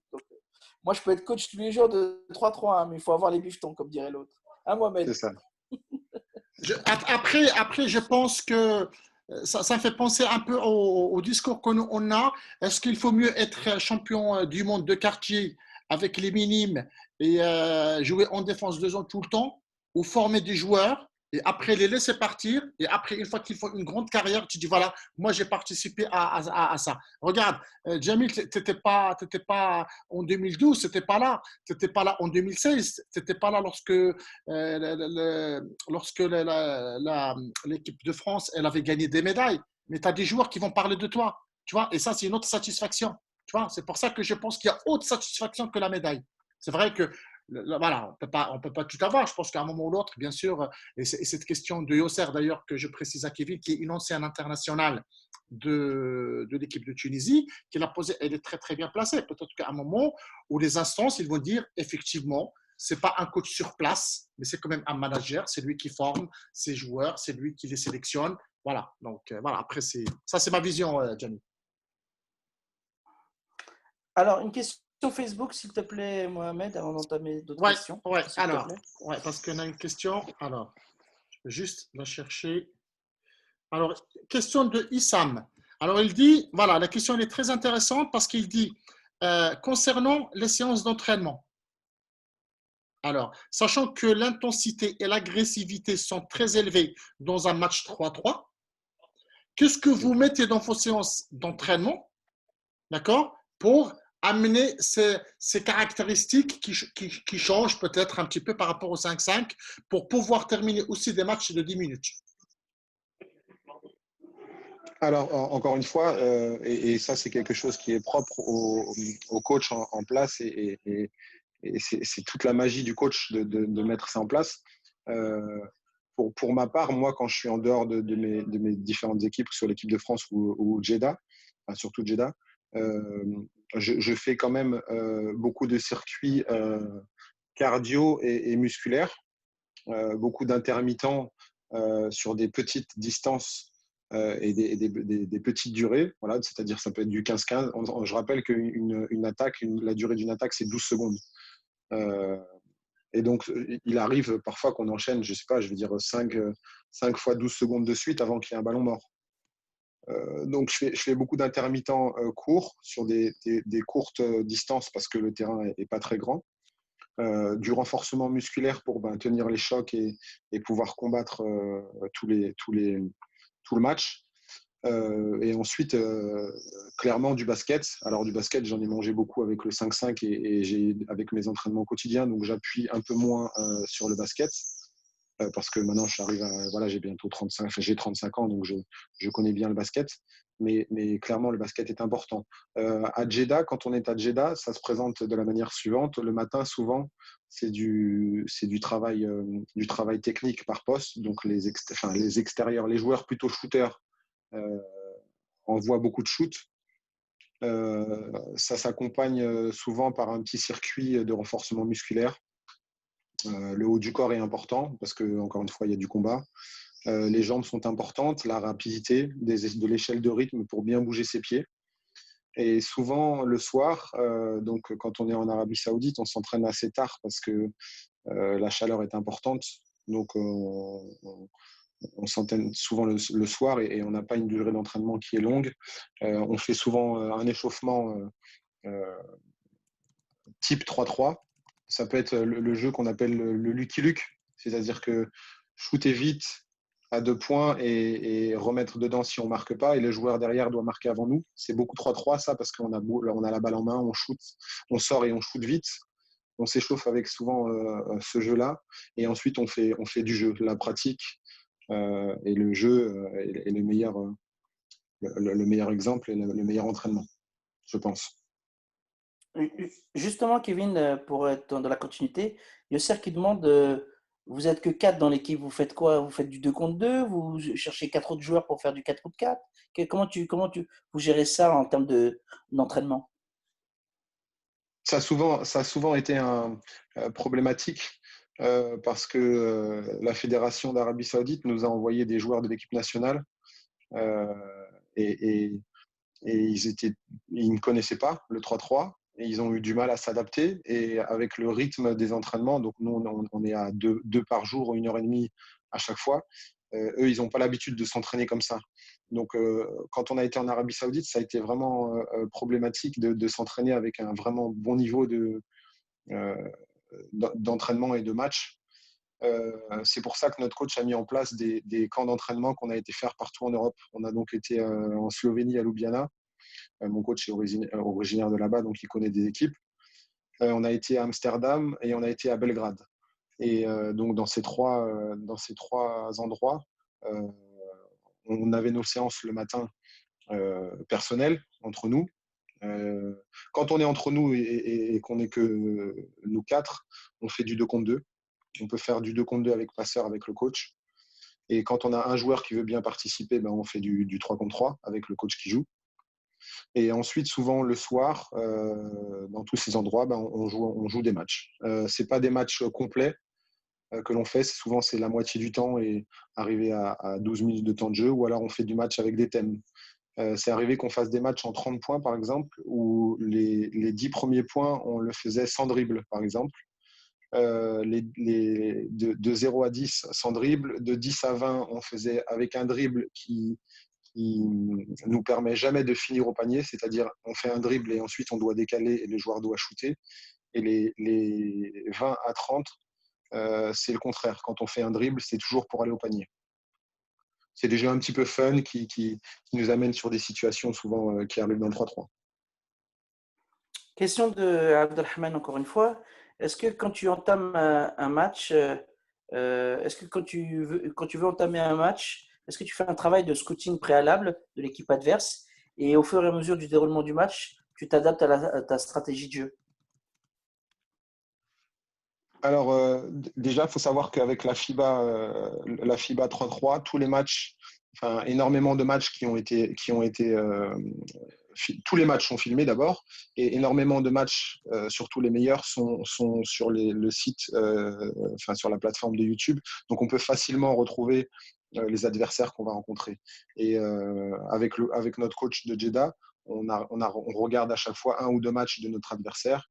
Et il nous donne quelques consignes assez simples à respecter sur les adversaires qu'on va rencontrer. C'est le même problème, entre guillemets, la même discussion qu'on peut avoir avec le 5-5. Est-ce qu'on se concentre sur les autres ou est-ce qu'on se concentre sur nous? Nous, on a fait plutôt le choix de se concentrer sur nous et de faire ce qu'on a l'habitude de faire et que ce soit tel ou tel adversaire. On fait souvent la même chose. Mais on sait contre qui on joue. On sait qui est shooter. Surtout, la chose à savoir, c'est qui peut balancer à 2 points et nous faire mal rapidement. Ça, c'est très vite ciblé. Alors, toujours une question de Yosser qui t'a dit tout à l'heure que même quand on gagne des titres, on n'est même pas sur la photo. C'est pour te dire, même dans le 3-3. Il faut attendre qu'on ait fini le podium pour faire les photos traditionnelles avec le drapeau à la fin et peut-être sans le backboard derrière. Le renforcement isométrique est très important pour faire face aux forces impliquées lors des duels, des prises de position préférentielles. Qu'est-ce que tu en penses? Clairement, faire de l'isométrie, c'est important. Il faut avoir des jambes fortes parce simplement par la vitesse du jeu, par l'intensité du jeu, par le combat physique, il est nécessaire d'avoir un corps fort, d'avoir des muscles forts, pas forcément volumineux, parce que qui dit volumineux dit on va prendre un petit peu de poids, enfin on va être un peu plus lourd. Encore une fois, je dis ça maintenant, et puis il y a un joueur sur le World Tour que vous allez regarder qui va faire 120 kg et qui va être très bon. Tout est à adapter aux joueurs qu'on a et qu'on est. Mais clairement, avoir des jambes fortes et être véloce, être athlétique, c'est important et ce sera que mieux. Par contre, je pense à Stephen Sir, par exemple, qui fait 1m90 mais qui ne dunke pas. Lui, il shoot que des 2 points. Bon, bah, il n'a pas besoin d'avoir des jambes comme je sais pas, comme LeBron James, par exemple. C'est adapté aux joueurs qu'on est. Allez, on va rejoindre Mohamed encore pour une question Facebook. Alors, ce n'est pas des questions. Alors, je pense que ça fera plaisir à notre ami Kevin. Tout à l'heure, on avait parlé de Najib, d'accord? Et puis, tu as bien expliqué toutes ces fonctions qu'on recevra. Alors, on a un petit clin d'œil de quelqu'un, et moi, je suis content qu'il suive un peu ce webinaire, qui est très, très actif aussi sur le basket 3-3.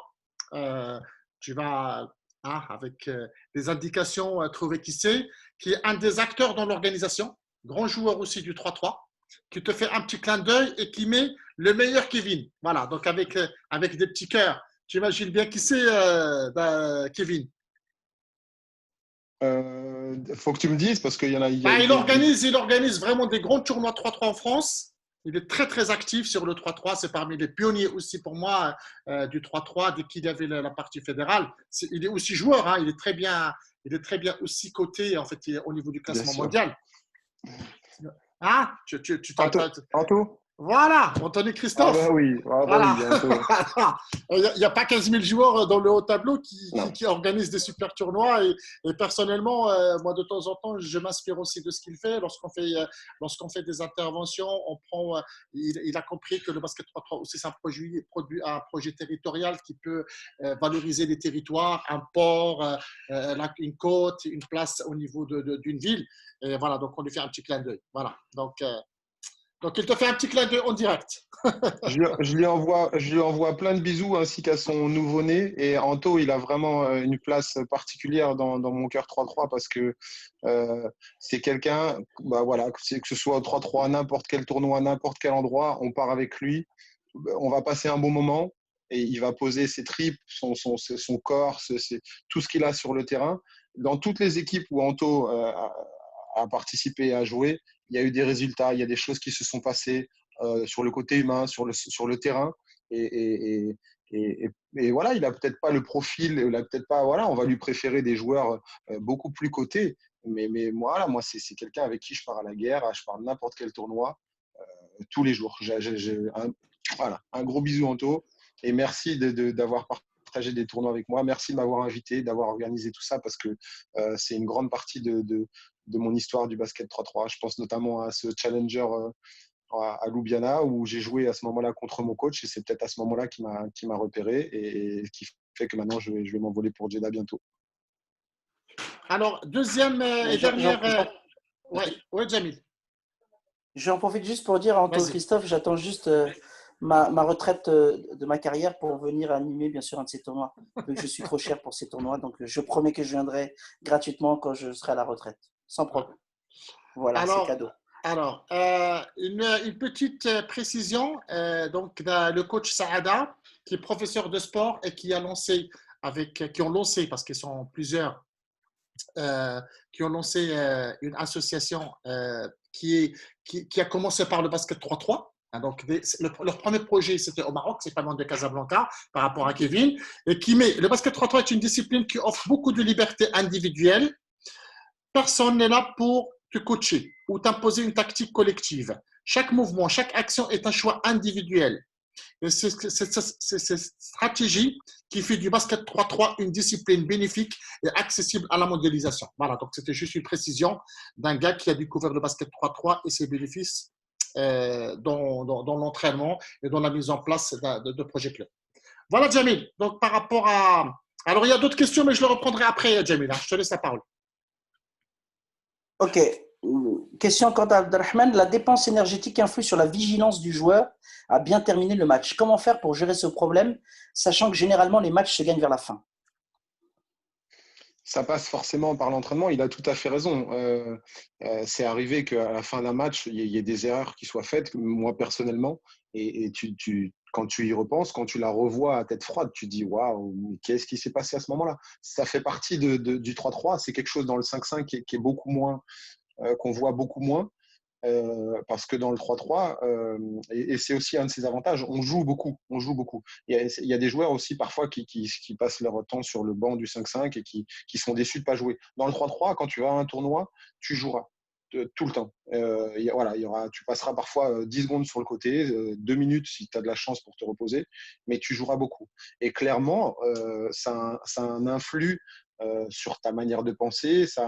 Voilà, tu fais que combattre, tu fais que te battre, tu cours partout, tu shootes, tu as le public qui harangue sur le côté. L'enjeu du match, à un moment, tu es obligé d'avoir ta tête pour bien terminer les matchs. Comme tu peux le dire, ça se joue souvent à la fin. Comment s'entraîner à ça? Être lucide, pour être lucide, il faut s'entraîner à ça. Il faut se mettre dans des situations de match, dans des difficultés, dans des situations même plus difficiles que le match. Comme ça, quand le match arrive, on est prêt. Il faut avoir des règles claires dans son équipe et à l'intérieur de toi-même. C'est pareil, les fautes jouent un rôle important à la fin des matchs. Quand faire faute, quand ne pas faire faute. C'est des situations qu'on a vues avec mon coach et qu'on a revu après avoir fait des erreurs, par exemple, où on a mis les règles en place et on s'est dit, bon, là maintenant on fera comme ci, là maintenant on fera comme ça. Et la règle, quand on est fatigué, elle revient plus facilement. Si on doit réfléchir à ce moment-là et se dire, putain, qu'est-ce que ci, qu'est-ce que ça, machin, la fatigue prend le dessus et c'est là qu'on fait des erreurs. En Mais fait, quand... pour, Oui, vas-y. excuse-moi, Jamil, par exemple, un entraînement où on fait un match, soit un match normal, et ça, on se pousse vraiment, des entraînements où on rajoute, par exemple, un peu plus de temps pour être dans le dur, un entraînement où, à la fin de l'entraînement, par exemple, on fait de l'intermittent, c'est-à-dire qu'on est déjà fatigué et on rajoute un exercice difficile. Ça peut être un entraînement, on fait un entraînement complet et à la fin, on propose des jeux un peu de logique aux plus jeunes joueurs, par exemple, où là, on les force en situation de fatigue à réfléchir. Très bien. On va parler un petit peu plus technique maintenant. Quand on se retrouve dans la situation de la pénalité, c'est-à-dire que ton équipe comment dire, a fait beaucoup de fautes, et donc forcément les adversaires, à partir de la 7e, vont faire de lancer, à partir de la 10e faute, vont avoir de lancer plus la possession. Comment vous le gérez, ceci? Est-ce que vous dites qu'ils sont assez forts, ils sont pas bons en termes de lancer franc, donc on va faire des fautes tout le temps?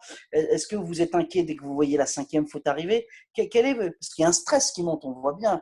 Plus le match évolue, plus les fautes tombent, et plus vous dites, ah là c'est parce que comme le tir à 2 points, le fait d'avoir la pénalité fait que c'est quand même aussi un shoot à 2 points, c'est de lancer. Et ça aussi, ça joue dans la tête des joueurs.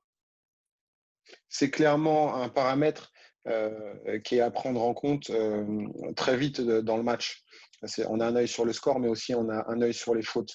Et on se prévient, soit au temps mort ou même pendant le match. Attention les gars, on est dans la pénalité, il ne faut plus faire de fautes. C'est un système qui a été mis en place par la FIBA parce qu'au départ, ce n'était pas comme ça. Et c'est chouette parce que ça permet aussi, à la fin des matchs, d'épurer le jeu et que ce soit moins de la boucherie parfois. Donc c'est bien, c'est clairement un paramètre à part entière à prendre en compte. Il y a différentes stratégies pour ça. Les Serbes, au départ, dès le début du match, ils étaient très durs et ils faisaient beaucoup de fautes assez difficiles, enfin assez dures sur l'homme, assez antisportives. L'équipe d'en face réagissait souvent. On n'est pas content, on est énervé, on veut rendre la même chose. Sauf que eux, c'est une stratégie. Et au bout de la 5e, 6e faute, quand ils sont dans la pénalité, hop, ils commencent à jouer beaucoup plus propre. Et ils finissent souvent le match avec 6, 7 fautes. Et toi, par contre, tu as réagi à cette agressivité, tu es énervé et tu perds un peu ton fil conducteur de match. Donc voilà, il y a différentes stratégies. Eux, ils l'utilisaient comme ça. Après, il faut beaucoup s'adapter à l'arbitrage. Souvent, les arbitres essaient de équilibrer un peu le nombre de fautes. Il faut beaucoup écouter les arbitres, il faut beaucoup communiquer avec les arbitres. C'est intéressant ce côté-là aussi parce que c'est encore le côté humain. Dans le 5-5, dernièrement en Pro B, en LNB, le dialogue était devenu beaucoup plus difficile. C'était à part avec différentes personnes, mais ils avaient eu pour consigne de peu dialoguer avec les joueurs, de peu interagir avec eux. Dans le 3-3, c'est quelque chose qui est complètement c'est obligatoire. C'est-à-dire que écouter l'arbitre, lui faire un feedback rapide, s'adapter à ce qu'il te dit, c'est un paramètre à part entière. Les fautes sont un vrai paramètre à part entière. Question Facebook, Mohamed, s'il te plaît. Non, pardon, je vais ouvrir. Oui, juste par rapport avant de, puisque Kevin, tu parles un peu du technique, c'est quoi le secret que les Serbes ou que les pays de l'Est dominent le basket 3-3? Et après, je te poserai la question de quelqu'un qui est sur un autre sujet. Je pense que pour avoir été à Belgrade, pour avoir été en Serbie, pour avoir côtoyé mon coéquipier serbe et pour avoir pu en discuter avec lui et avec d'autres Serbes, le niveau de vie là-bas et le salaire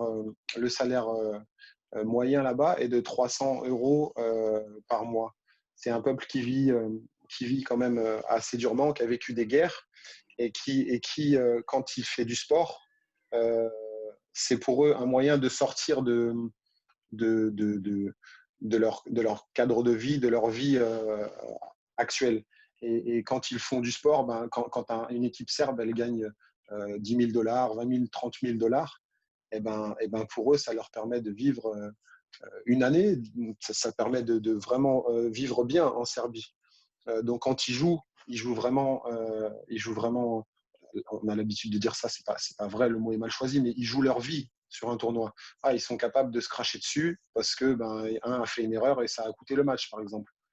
Euh, on connaît aussi le basket serbe et le côté, technique, le côté lecture, la dureté des joueurs serbes. C'est quelque chose qui colle complètement avec le 3-3. L'adresse, les joueurs élégants et très techniques. Dans le 3-3, ils ont vraiment créé une culture du 3-3 et ils savent vraiment jouer à ce jeu. Il y a énormément de tournois en Serbie et tous les week-ends, ben, en faisant un tournoi local en Serbie, tu peux rencontrer 5 équipes du top 10 mondial. Donc, clairement, le 3-3 a grandi et ils ont pris le wagon du 3-3 dès sa création. Ils jouaient même avant que la FIBA mette des vraies règles 3-3. Et c'est tout un pays qui fait du 3-3 à Belgrade. Quand on a été faire un stage là-bas, il y avait tous les soirs 5 équipes qui venaient jouer avec nous. En France, moi, je n'ai pas une seule équipe, je n'ai même pas de membres, de partenaires d'entraînement 3-3. Ne serait-ce que du top 50 mondial, c'est pas possible. En Serbie, ils habitent tous dans la même ville et tous les soirs, ils peuvent se rencontrer les uns les autres. Donc, ça se développe beaucoup plus vite. Alors, la question d'Abdel donc sur Facebook. Alors, alors, alors, il met quelle est la stratégie que vous adoptez par rapport au choix du quatrième joueur pour avoir les meilleures options possibles? Alors, bah, déjà, je pense que quand le coach choisit, il ne prend pas un quatrième joueur, il prend un joueur de l'équipe. Donc, il n'y en a pas un qui est plus quatrième ou l'autre plus deuxième ou troisième. Enfin, c'est clairement une équipe à part entière. Et je pense qu'il cherche dans tous les joueurs de la complémentarité et de l'adaptabilité et puis et que ça compile bien chacun entre nous. Il s'avère que dans notre équipe de Jeddah, on est donc 3 étrangers, enfin 3 Européens, et il voulait absolument avoir un passeport d'Arabie Saoudite. Et donc on a eu un joueur, qui a un passeport d'Arabie Saoudite, mais qui est d'origine canadienne. Et donc ça a été notre quatrième joueur et ça a été difficile à trouver. C'est leur meilleur joueur de l'équipe nationale 5-5, c'est Khalid Abdelgabar. Ton accent arabe est parfait. Merci beaucoup. J'ai pratiqué un petit peu là-bas avec les quelques mots que j'ai appris. D'accord. On va parler de rêves, parce qu'il y a toujours des rêves qui sont là, Kevin. Malheureusement, cette année, à cause du Covid-19, il n'y a pas eu les Jeux Olympiques à Tokyo, qui sont reportés à l'année prochaine. Et bon, tu as fait partie de cette présélection pour faire le TQO, à savoir le tournoi qualificatif olympique. J'imagine de toucher au bout de ses rêves et au bout des doigts, étant en plus le numéro 1 français. Tu te dis quoi aujourd'hui? Tu te dis j'ai encore une chance, ça peut se faire. C'est quoi ton état d'esprit? Donc on a eu un rassemblement à l'INSEP justement, je sais plus, mois de février, je pense, quelque chose comme ça, où il y avait donc, c'était en préparation aux différentes échéances, notamment le qualifier pour CJO. Et autant au début de ma carrière 3-3, dans la découverte du 3-3 et dans la pratique du 3-3, ça convenait complètement l'équipe de France et ce que moi j'ambitionnais et ce que je voulais, ça collait vraiment complètement.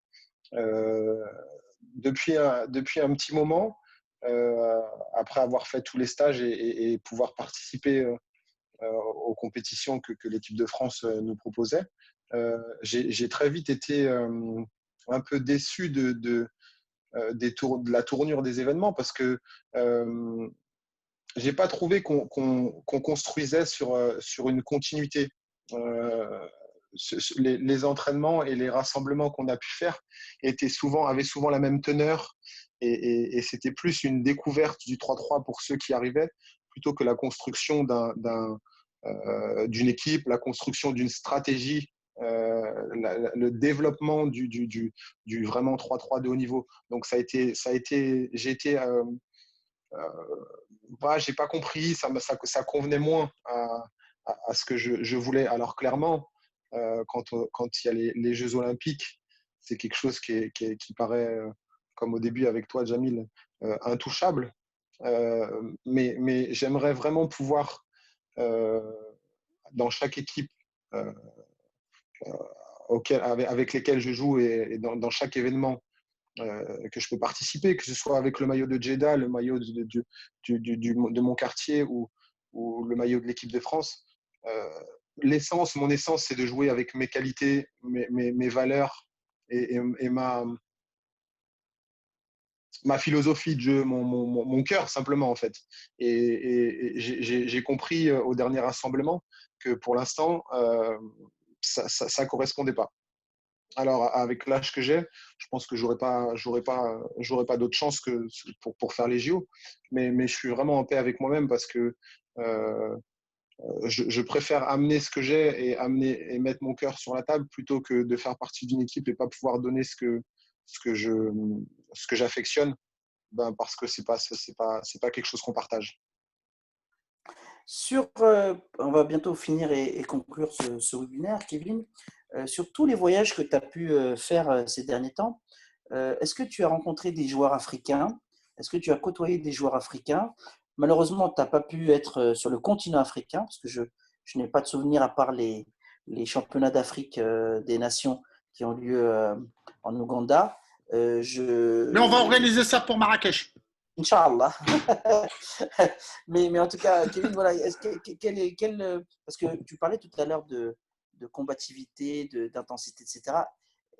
J'ai eu la chance d'être avec Drills Paris à Lomé et à Niamey, donc au Togo et au Niger. Et c'est vrai que ça envoie du lourd. Les mecs, c'est pas que des costauds à l'intérieur, il y a des shooters derrière. Il y a vraiment un vrai potentiel africain, sauf que le potentiel africain, on ne le voit pas. Pourquoi on ne le voit pas? Parce que c'est celui qui ne voyage pas. Donc il y a deux solutions. Soit on leur donne la possibilité de voyager à travers le monde et qu'on donne des wildcards réels au World Tour, soit c'est le monde qui vient en Afrique. Mais aujourd'hui, est-ce que toi, tu as pu côtoyer des joueurs africains dans tous les tournois que tu as pu opérer? J'ai un souvenir déjà. Donc, mon coach maintenant est aussi sélectionneur du Qatar. Et dans son D'accord, je équipe du comprends. Qatar, ouais, dans son équipe du Il Qatar, faut je trouver des pense que, joueurs. ouais, voilà, Je c'est suis ça. preneur. Je peux postuler, je pense. Je pense qu'il a dans son équipe du Qatar trois Sénégalais qui sont naturalisés, qui ont été naturalisés. Euh, et clairement, pour, euh, pour pouvoir parler de ça, le joueur africain, euh, il a tout. Alors, sur ce que je connais, sur ce que je peux voir, je ne dis pas que ma parole est la meilleure, mais je pense que le joueur africain a toutes les qualités nécessaires pour pouvoir être un grand joueur de 3-3, du plus haut niveau au plus haut niveau mondial. Et simplement, il faut que les différentes fédérations puissent s'en donner moyens. J'ai pu voir avec l'Arabie Saoudite, quand on a posé le pied en Arabie Saoudite à Jeddah, euh, où ça en était. C'est-à-dire que le premier tournoi qu'on a fait à Jeddah, on a expliqué les règles, les arbitres, on a expliqué aux arbitres. Non, bah, ça, tu peux plus le faire, ça, tu dois faire comme ci, ça, tu dois faire comme ça. Et maintenant, ils ont deux événements du World Tour, dont la finale à Riyad et dont le tournoi à Jeddah à la maison. Et enfin, c'est un endroit, c'est un terrain qui est mis en place, c'est juste magnifique. Donc clairement derrière tout ça, quel est le nerf de la guerre? C'est l'argent. Et clairement, euh, quand on va voir pour la première fois aux Jeux Olympiques le 3-3, que le monde va pouvoir porter ses yeux sur le 3-3, il y a des choses qui vont se débloquer et il y a des trains à prendre. Et je pense que le joueur africain est l'avenir du 3-3, simplement. Comme on a pu le voir en championnat de France, comme on a pu le voir dans beaucoup de pays, où des joueurs d'origine africaine jouent sous des nations européennes, sous des couleurs européennes. Mais clairement, le joueur africain, de par son morphotype, est l'avenir du sportif et du basket. Ouais. Une dernière question, ça vient de ma part cette fois-ci. Il a encore des questions, Jamil. Oui, je sais, mais je parle de ma question. Pardon. Ma dernière question me concernant. Est-ce que le speaker ou la musique est un des deux paramètres qui influent ton jeu? Tu sais déjà, j'enlève le speaker, mais plutôt la musique. Est-ce que la musique, quand tu rentres sur un terrain, est-ce que la musique te procure quelque chose qui te permet de dépasser plus que tu ne le fais dans le 5-5? Te stimule. Voilà, exactement.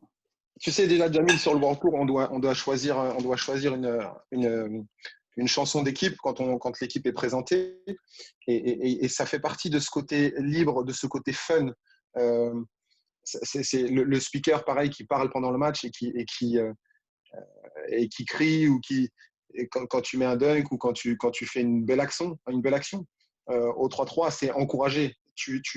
On gagne des points en tant que joueur sur le nombre de points marqués, de rebonds. Et il y a aussi une case qui est highlights. Et c'est encouragé par la FIBA 3-3, parce que quand on fait des belles actions, eh ben, on fait vivre le public. Et ça passe par quoi? Ça passe par le speaker. Ce qui est beaucoup plus réglementé en 5-5, où ben voilà, faut respecter le match, il faut les arbitres, si ça. Ah, dans le 3-3, il y a ce côté spectaculaire. Et ça passe par qui, le côté spectaculaire? Ben, le DJ, le speaker, et celui qui commente les matchs, aussi sur YouTube. Et clairement, le speaker a une place importante là-dedans. Et ben ouais, j'ai hâte de pouvoir te voir sur un tournoi 3-3 et t'entendre crier, hurler. Mais clairement, ça a une place importante. La musique aussi, ouais. Bah justement, on va rappeler à nos amis africains que le meilleur DJ de la FIBA 3-3 et le DJ officiel de la FIBA 3-3 n'est autre qu'un Français d'origine ivoirienne, c'est DJ Las. Voilà, comme quoi il y a des talents partout. Et DJ Las, aujourd'hui, c'est le DJ numéro 1 au monde. Et il sera avec moi à Abidjan dans pas longtemps avec Drills. Donc c'est vrai que d'avoir quelqu'un d'origine ivoirienne qui ambiance tous les terrains de 3-3, je suis sûr que tu l'as vu, Kevin, voilà, ça met du baume au cœur. En plus, tu te dis, tiens, je ne suis pas le seul Français, je vois quelqu'un que je connais. C'est ça, on s'est rencontrés au Japon pour les finales, justement.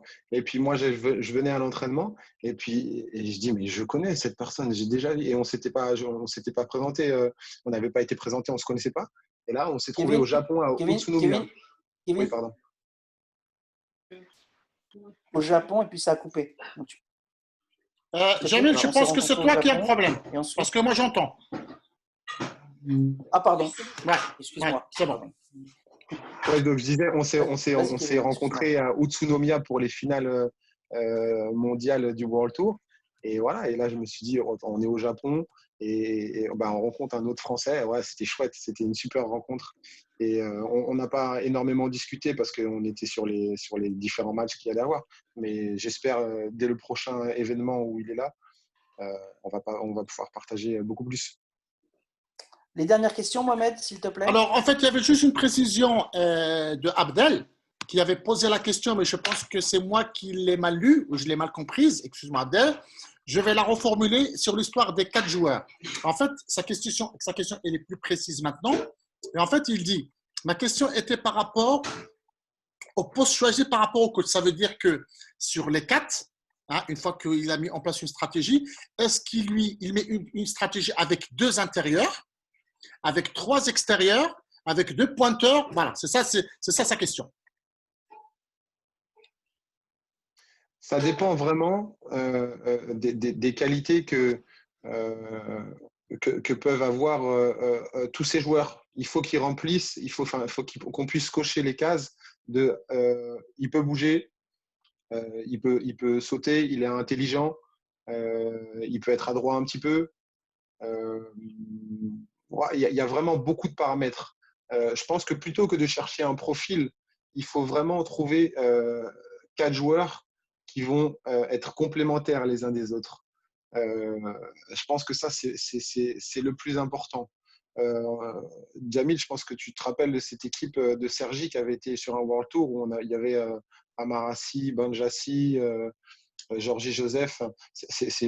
Physiquement, c'est tous des joueurs dominants à leur poste. Et ils ont joué, je me rappelle, contre cette équipe de Liman où il y a, ce sont des Serbes très techniques, mais pas physiques. Il n'y a pas vraiment Et cette équipe-là de Sergi n'avait pas réussi, bon, ils avaient été en quart de finale, mais je veux dire que c'est des gros joueurs de Pro A qui n'avaient pas dominé sur le 3-3. Il n'y a pas réellement de profil type. Il y a pas on peut jouer avec deux grands, il faut adapter le jeu autour. Il faut que l'un des deux grands soit capable de shooter quand même si l'autre ne peut pas le faire. Encore une fois, j'ai joué contre des équipes, il y avait 4 petits. Et ben, quand tu te retrouves, toi, tu as deux grands sur le terrain et qu'il faut défendre sur que des petits qui vont vite ou qui shootent, ben, c'est pas facile, on est un peu embêté. Ça dépend ce qu'on veut mettre en avant dans son équipe, ça dépend de ce qu'on dispose, ce qu'on a sous la main. Si on a un vivier riche de joueurs qui sont adaptés au 5-5, pour moi, il faut avoir un grand, un poste 3-4 qui peut jouer et un peu à l'intérieur quand le grand sort, mais qui peut jouer à l'extérieur quand le grand est là. Et deux autres joueurs qui peuvent shooter, qui manient bien le ballon et qui sont plutôt rapides. Mais encore une fois, c'est très disparate, ça peut vraiment changer. Pour conclure, Kevin, tu te vois jouer encore combien de temps dans le 3-3? Est-ce que tu te vois au niveau professionnel faire autre chose dans le 3-3? Où est-ce que tu te situes par rapport à l'avenir? J'aimerais vraiment pouvoir profiter encore une année avec Jeddah et pouvoir. L'objectif que je me donne, c'est de pouvoir gagner un master. Alors, une année encore avec Jeddah, je ne sais pas s'ils le referont sur une troisième année, s'ils la referont sur une troisième année, cette équipe. Mais clairement, la prochaine année est importante. S'il y a une troisième année, je jouerai encore cette troisième année-là. Et ensuite, j'aimerais bien vraiment me diriger dans ce qui peut être le coaching d'équipe 3-3. C'est quelque chose qui m'intéresse de par la liberté et de par la proximité qu'on peut avoir avec les joueurs. Donc, ouais, vraiment pouvoir coacher une équipe, pouvoir développer le 3-3. Il y a une ligue professionnelle qui va se créer en France normalement, dans différentes villes. Donc, un petit peu dans le 3-3, de passe-sac, non, mais elle est super bonne. Merci Mohamed pour cet intermède. Oui, ouais. J'essaie de gérer tout. C'est bon, Jamil? Bah oui, c'est bon, tu lui as coupé la parole, mais c'est pas grave. Excuse-moi, non, j'ai pas coupé. Non, j'ai pas coupé. C'était juste mon image qui est venue. Voilà, parce qu'il y avait du sang. Okay. Ouais, Kevin, c'est bon? Super, impeccable. Bah, Kevin, en fait, j'avais une question par rapport à ce que tu viens de te dire. Et Jamil, il m'a vraiment mis dans le. Et pourtant, c'est pas concerté. Je me suis dit, quand vous êtes seul, il y a un peu d'autonomie. Je pense qu'à un moment ou l'autre, vous comptez pas trop sur le coach pour mettre en place des situations, pour trouver des solutions, pour travailler vos fondamentaux. En fait, pour travailler vos fondamentaux, c'est plus pour les mettre au service du jeu de tactique. Est-ce que ça développe pas chez vous un sens ou peut-être une envie de dire, bah, finalement, je vais essayer de me documenter, j'essaie de voir un peu ce qui se passe. Et en fait, il y a une graine de coaching qui est peut-être née. Est-ce que c'est pas quelque chose qui, à un moment, c'est pas comme le 5-5, tu sais que le coach il va faire son travail, l'assistant coach il va faire son travail, le préparateur physique, et puis il va venir, il va te donner le schéma tactique, et toi tu l'appliques. Est-ce que c'est pas quelque chose, c'est pour ça que toi tu dis, bah tiens, après j'aimerais bien m'orienter vers le coaching? Bien sûr, c'est exacerbé dans le 3-3, c'est-à-dire qu'il faut être autonome. Que ce soit moi-même ou mes deux autres coéquipiers qui sont chacun dans leur pays, on doit se prendre en main surtout le temps off et arriver à Jeddah à un minimum en forme. Donc, on doit être autonome, clairement, savoir ce qui nous convient. Si moi, par exemple, toute la semaine prochaine, j'ai envie de faire seulement de la natation pour me mettre en forme, et ben voilà, je peux faire que de la natation pour me mettre en forme ou que du vélo, par exemple. Donc, il y a cette liberté qui est top et on apprend à se connaître et on apprend à faire ce qui nous plaît. Et c'est quelque chose que dans le 5-5, on n'a pas. Parce que voilà, on arrive à l'entraînement, C'est pareil, si demain, avec ma famille, on a décidé, je sais pas, d'aller visiter telle chose, et ben, l'entraînement de demain, il peut sauter, et puis on rajoute un entraînement sur une autre journée dans la semaine. Il y a cette adaptabilité qui est riche, et c'est aussi plus adapté aux joueurs qui se connaissent un peu plus maintenant et qui peuvent pianoter avec ce qu'ils ont déjà vu et ce qu'ils ont découvert dans le basket 5-5. Et après, oui, clairement, sur tout ce que je peux faire avec mon équipe de Jeddah, et ben, pouvoir le retransmettre à une autre équipe, le retransmettre à une nation, c'est super riche parce que, et c'est ce qu'on fait nous à Jeddah, on apporte des skills que les joueurs d'Arabie Saoudite n'ont pas pour l'instant. Et par la suite, et ben, retransmettre toute notre manière de vivre, parce que maintenant, ça fait dans le basket 5-5 et dans le 3-3, ça fait 16 ans que je fais ça. Ben voilà, quand je me lève, je mange pour mon entraînement du matin, je fais ma sieste pour mon entraînement de l'après-midi, je vis basket, et pouvoir retransmettre ça à des joueurs, leur apprendre, leur montrer, et ben pour moi, c'est le meilleur moyen de vivre simplement, comme je peux le faire avec mes enfants, leur apprendre à se laver les dents, apprendre à jouer du 3-3, sortir de la ligne à 3 points, de se mettre en position pour shooter. Ouais, c'est quelque chose qui m'anime et que j'ai envie de faire. Parce qu'il y a aussi ce côté humain. Eh ben, Mohamed, on va pouvoir dire à Kevin de réserver pour 2021 son étape, Inch'Allah, à Marrakech pour l'équipe de Jeddah. Ouais. Voilà, on aura déjà une première équipe du World Tour classée numéro 12. C'est déjà pas mal. Et j'ai juste à passer un coup de fil à mon copain Douchan Boulout. Et là, Kevin va me dire, je viens plus, là, j'ai pas envie de perdre le tournoi. Non, au contraire, c'est avec les meilleurs qu'on apprend, et les défaites sont enrichissantes. Bravo, Kevin. Merci pour tout. Mohamed, pour conclure, merci encore, Kevin, vraiment. C'était super. Et puis, bonne continuation pour cette nouvelle saison post-Covid-19. Avant de laisser le mot de la fin pour Kevin, comme à notre habitude, on va donner les prochaines échéances, les prochains rendez-vous. D'accord? Donc, avec nos amis de l'association des entraîneurs sous Massa Basket, donc de mercredi.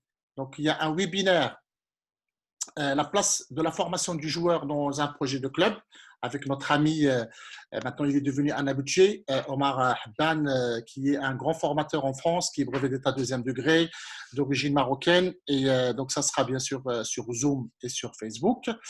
Après, tu en as parlé tout à l'heure, Jamil, sur les potentialités africaines, et sur le projet Zoom sur l'Afrique. On va accueillir pour le deuxième rendez-vous, après avoir accueilli le président de la Fédération de Mauritanie, qui est très attentif au 3-3 et qui commence avec sa direction technique, avec notre ami Mustapha. Et il en a parlé d'ailleurs, il a dit, moi, j'ai pas de salle de basket, et donc je mise tout sur le 3-3. Et ils ont eu de très, très bons résultats, notamment chez les jeunes, dans les championnats d'Afrique. Donc, le deuxième rendez-vous, c'est avec notre ami Oumar, qui est le secrétaire général de la Fédération guinéenne, avec un grand CV, un parcours qu'il a construit, une structuration d'une fédération, et donc il va venir bien sûr nous partager son expérience. Et puis avant de clôturer, je remercie toutes les personnes qui sont parmi nous. On en a parlé tout à l'heure. Et puis il y a 3 personnes, il y a 2 personnes qui sont parties, mais ils m'ont laissé un message pour saluer Kevin, donc, et puis pour lui faire un petit coucou. Donc, pour la première fois, on était rejoint par Monsieur Aziz Krouache, qui est coach connu international, qui a coaché au Maroc, Tunisie et dans d'autres pays, et qui est le président de la nouvelle association Morocco Coach, et qui font un super boulot, il faut bien le souligner, qui en parallèle font pas mal de webinaires aussi pour en faire profiter bien sûr à nos amis marocains, maghrébins, au-delà de ça, de leur expérience. Et puis il y avait avec nous aussi M. Chad, un ancien international qui est le président de l'association des anciens internationaux. Tu le connais peut-être, Kevin, parce que son fils, c'est Mohamed Chad, qui a joué à Le Portel et qui joue maintenant. Voilà, donc c'est une grande famille de basketteurs qui a fait la belle époque du basket marocain sur l'échelle africaine, et même à l'époque on avait joué, c'était la génération juste après lui au niveau des Jeux Olympiques. Donc voilà, donc il est passé aussi, il nous a fait un petit coucou tout à l'heure. Et la dernière personne, ça concerne directement le basket 3-3, c'est le référent basket 3-3 en Algérie, c'est Ziad Abdelrahman qui vient de nous rejoindre, qui est très curieux par rapport à ce qui se passe au niveau du basket 3-3 et qui lui aussi, il organise des webinaires. Voilà, donc à toutes ces personnes, et puis bien sûr, toutes les personnes qui nous ont suivis, hein, je peux les citer, bien sûr, il y a Jamal, il y a Ibrahima, il y a M. Abdelrahman, il y a Kouhour, ancien international, il y a M. Ibrahim, il y a Malika, une jeune fille, il y a Mademoiselle Myriam Alaoui qui est prof de sport et qui joue aussi au plus haut niveau marocain.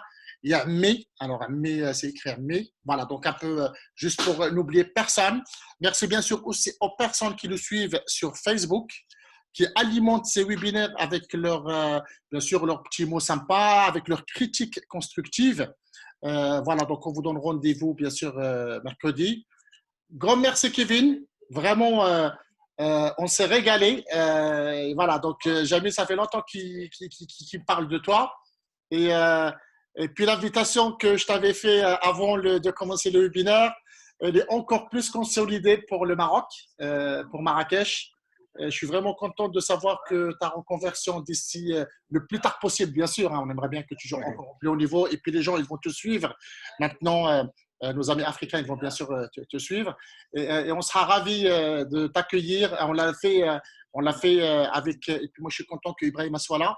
On avait accueilli Pietrus, Florent Pietrus au Maroc, juste avant son stage, avant de commencer le championnat d'Europe en 2015, dans un super complexe dans la ville de Ifrane. Et c'était notamment avec la contribution, bien sûr, de toute l'équipe de Ifrane et puis, bien sûr, Ibrahima qui est coach, qui nous écoute, qui est avec nous. Donc, voilà, on a accueilli pas mal de personnes, de nos amis français. Donc, on sera vraiment ravis avec Jamil et avec tous nos amis de t'accueillir sur le sol Marrakech, voire même dans un autre pays, hein, parce qu'on sait qu'on a aussi des projets avec le Sénégal, avec nos amis algériens, tunisiens. Voilà. Donc, grand merci. Merci. Jamil, je te remercie jamais assez. D'accord, excuse-moi pour le repas que tu as raté avec, je sais que Wafa, voilà, elle va nous pardonner.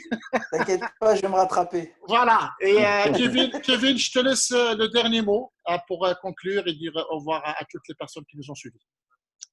Eh bien, d'abord, merci à toi, Mohamed, parce que c'était très riche pour moi de partager mon expérience. C'était chouette de pouvoir répondre à toutes ces questions. Jamil, je te le dirai jamais assez. Encore une fois, merci de m'avoir poussé dans cette aventure 3-3 et merci à tous. Je me tiens disponible avec vous. Sur les réseaux sociaux, vous pourrez me trouver sur Instagram si vous avez des questions à me poser, des échanges, des choses que vous voulez me redemander. Je suis là pour vous et n'hésitez pas. Merci. Bonne continuation sur les terrains 3-3. J'espère tous vous croiser et n'hésitez pas à venir vers moi. On discutera avec grand plaisir. Tu peux nous le dire en arabe maintenant que tu es de Jeddah? Pas encore. Il faut que je retourne encore une année. Alors, mais je peux dire choukran. Ah ben voilà, c'est parfait, c'est parfait, c'est parfait. Belle conclusion. Voilà, ben, bonne soirée à tous et puis à mercredi prochain. À bientôt Jamil, à bientôt Kevin, à tous nos amis. À la prochaine. Merci beaucoup, à bientôt. Salam. Ciao.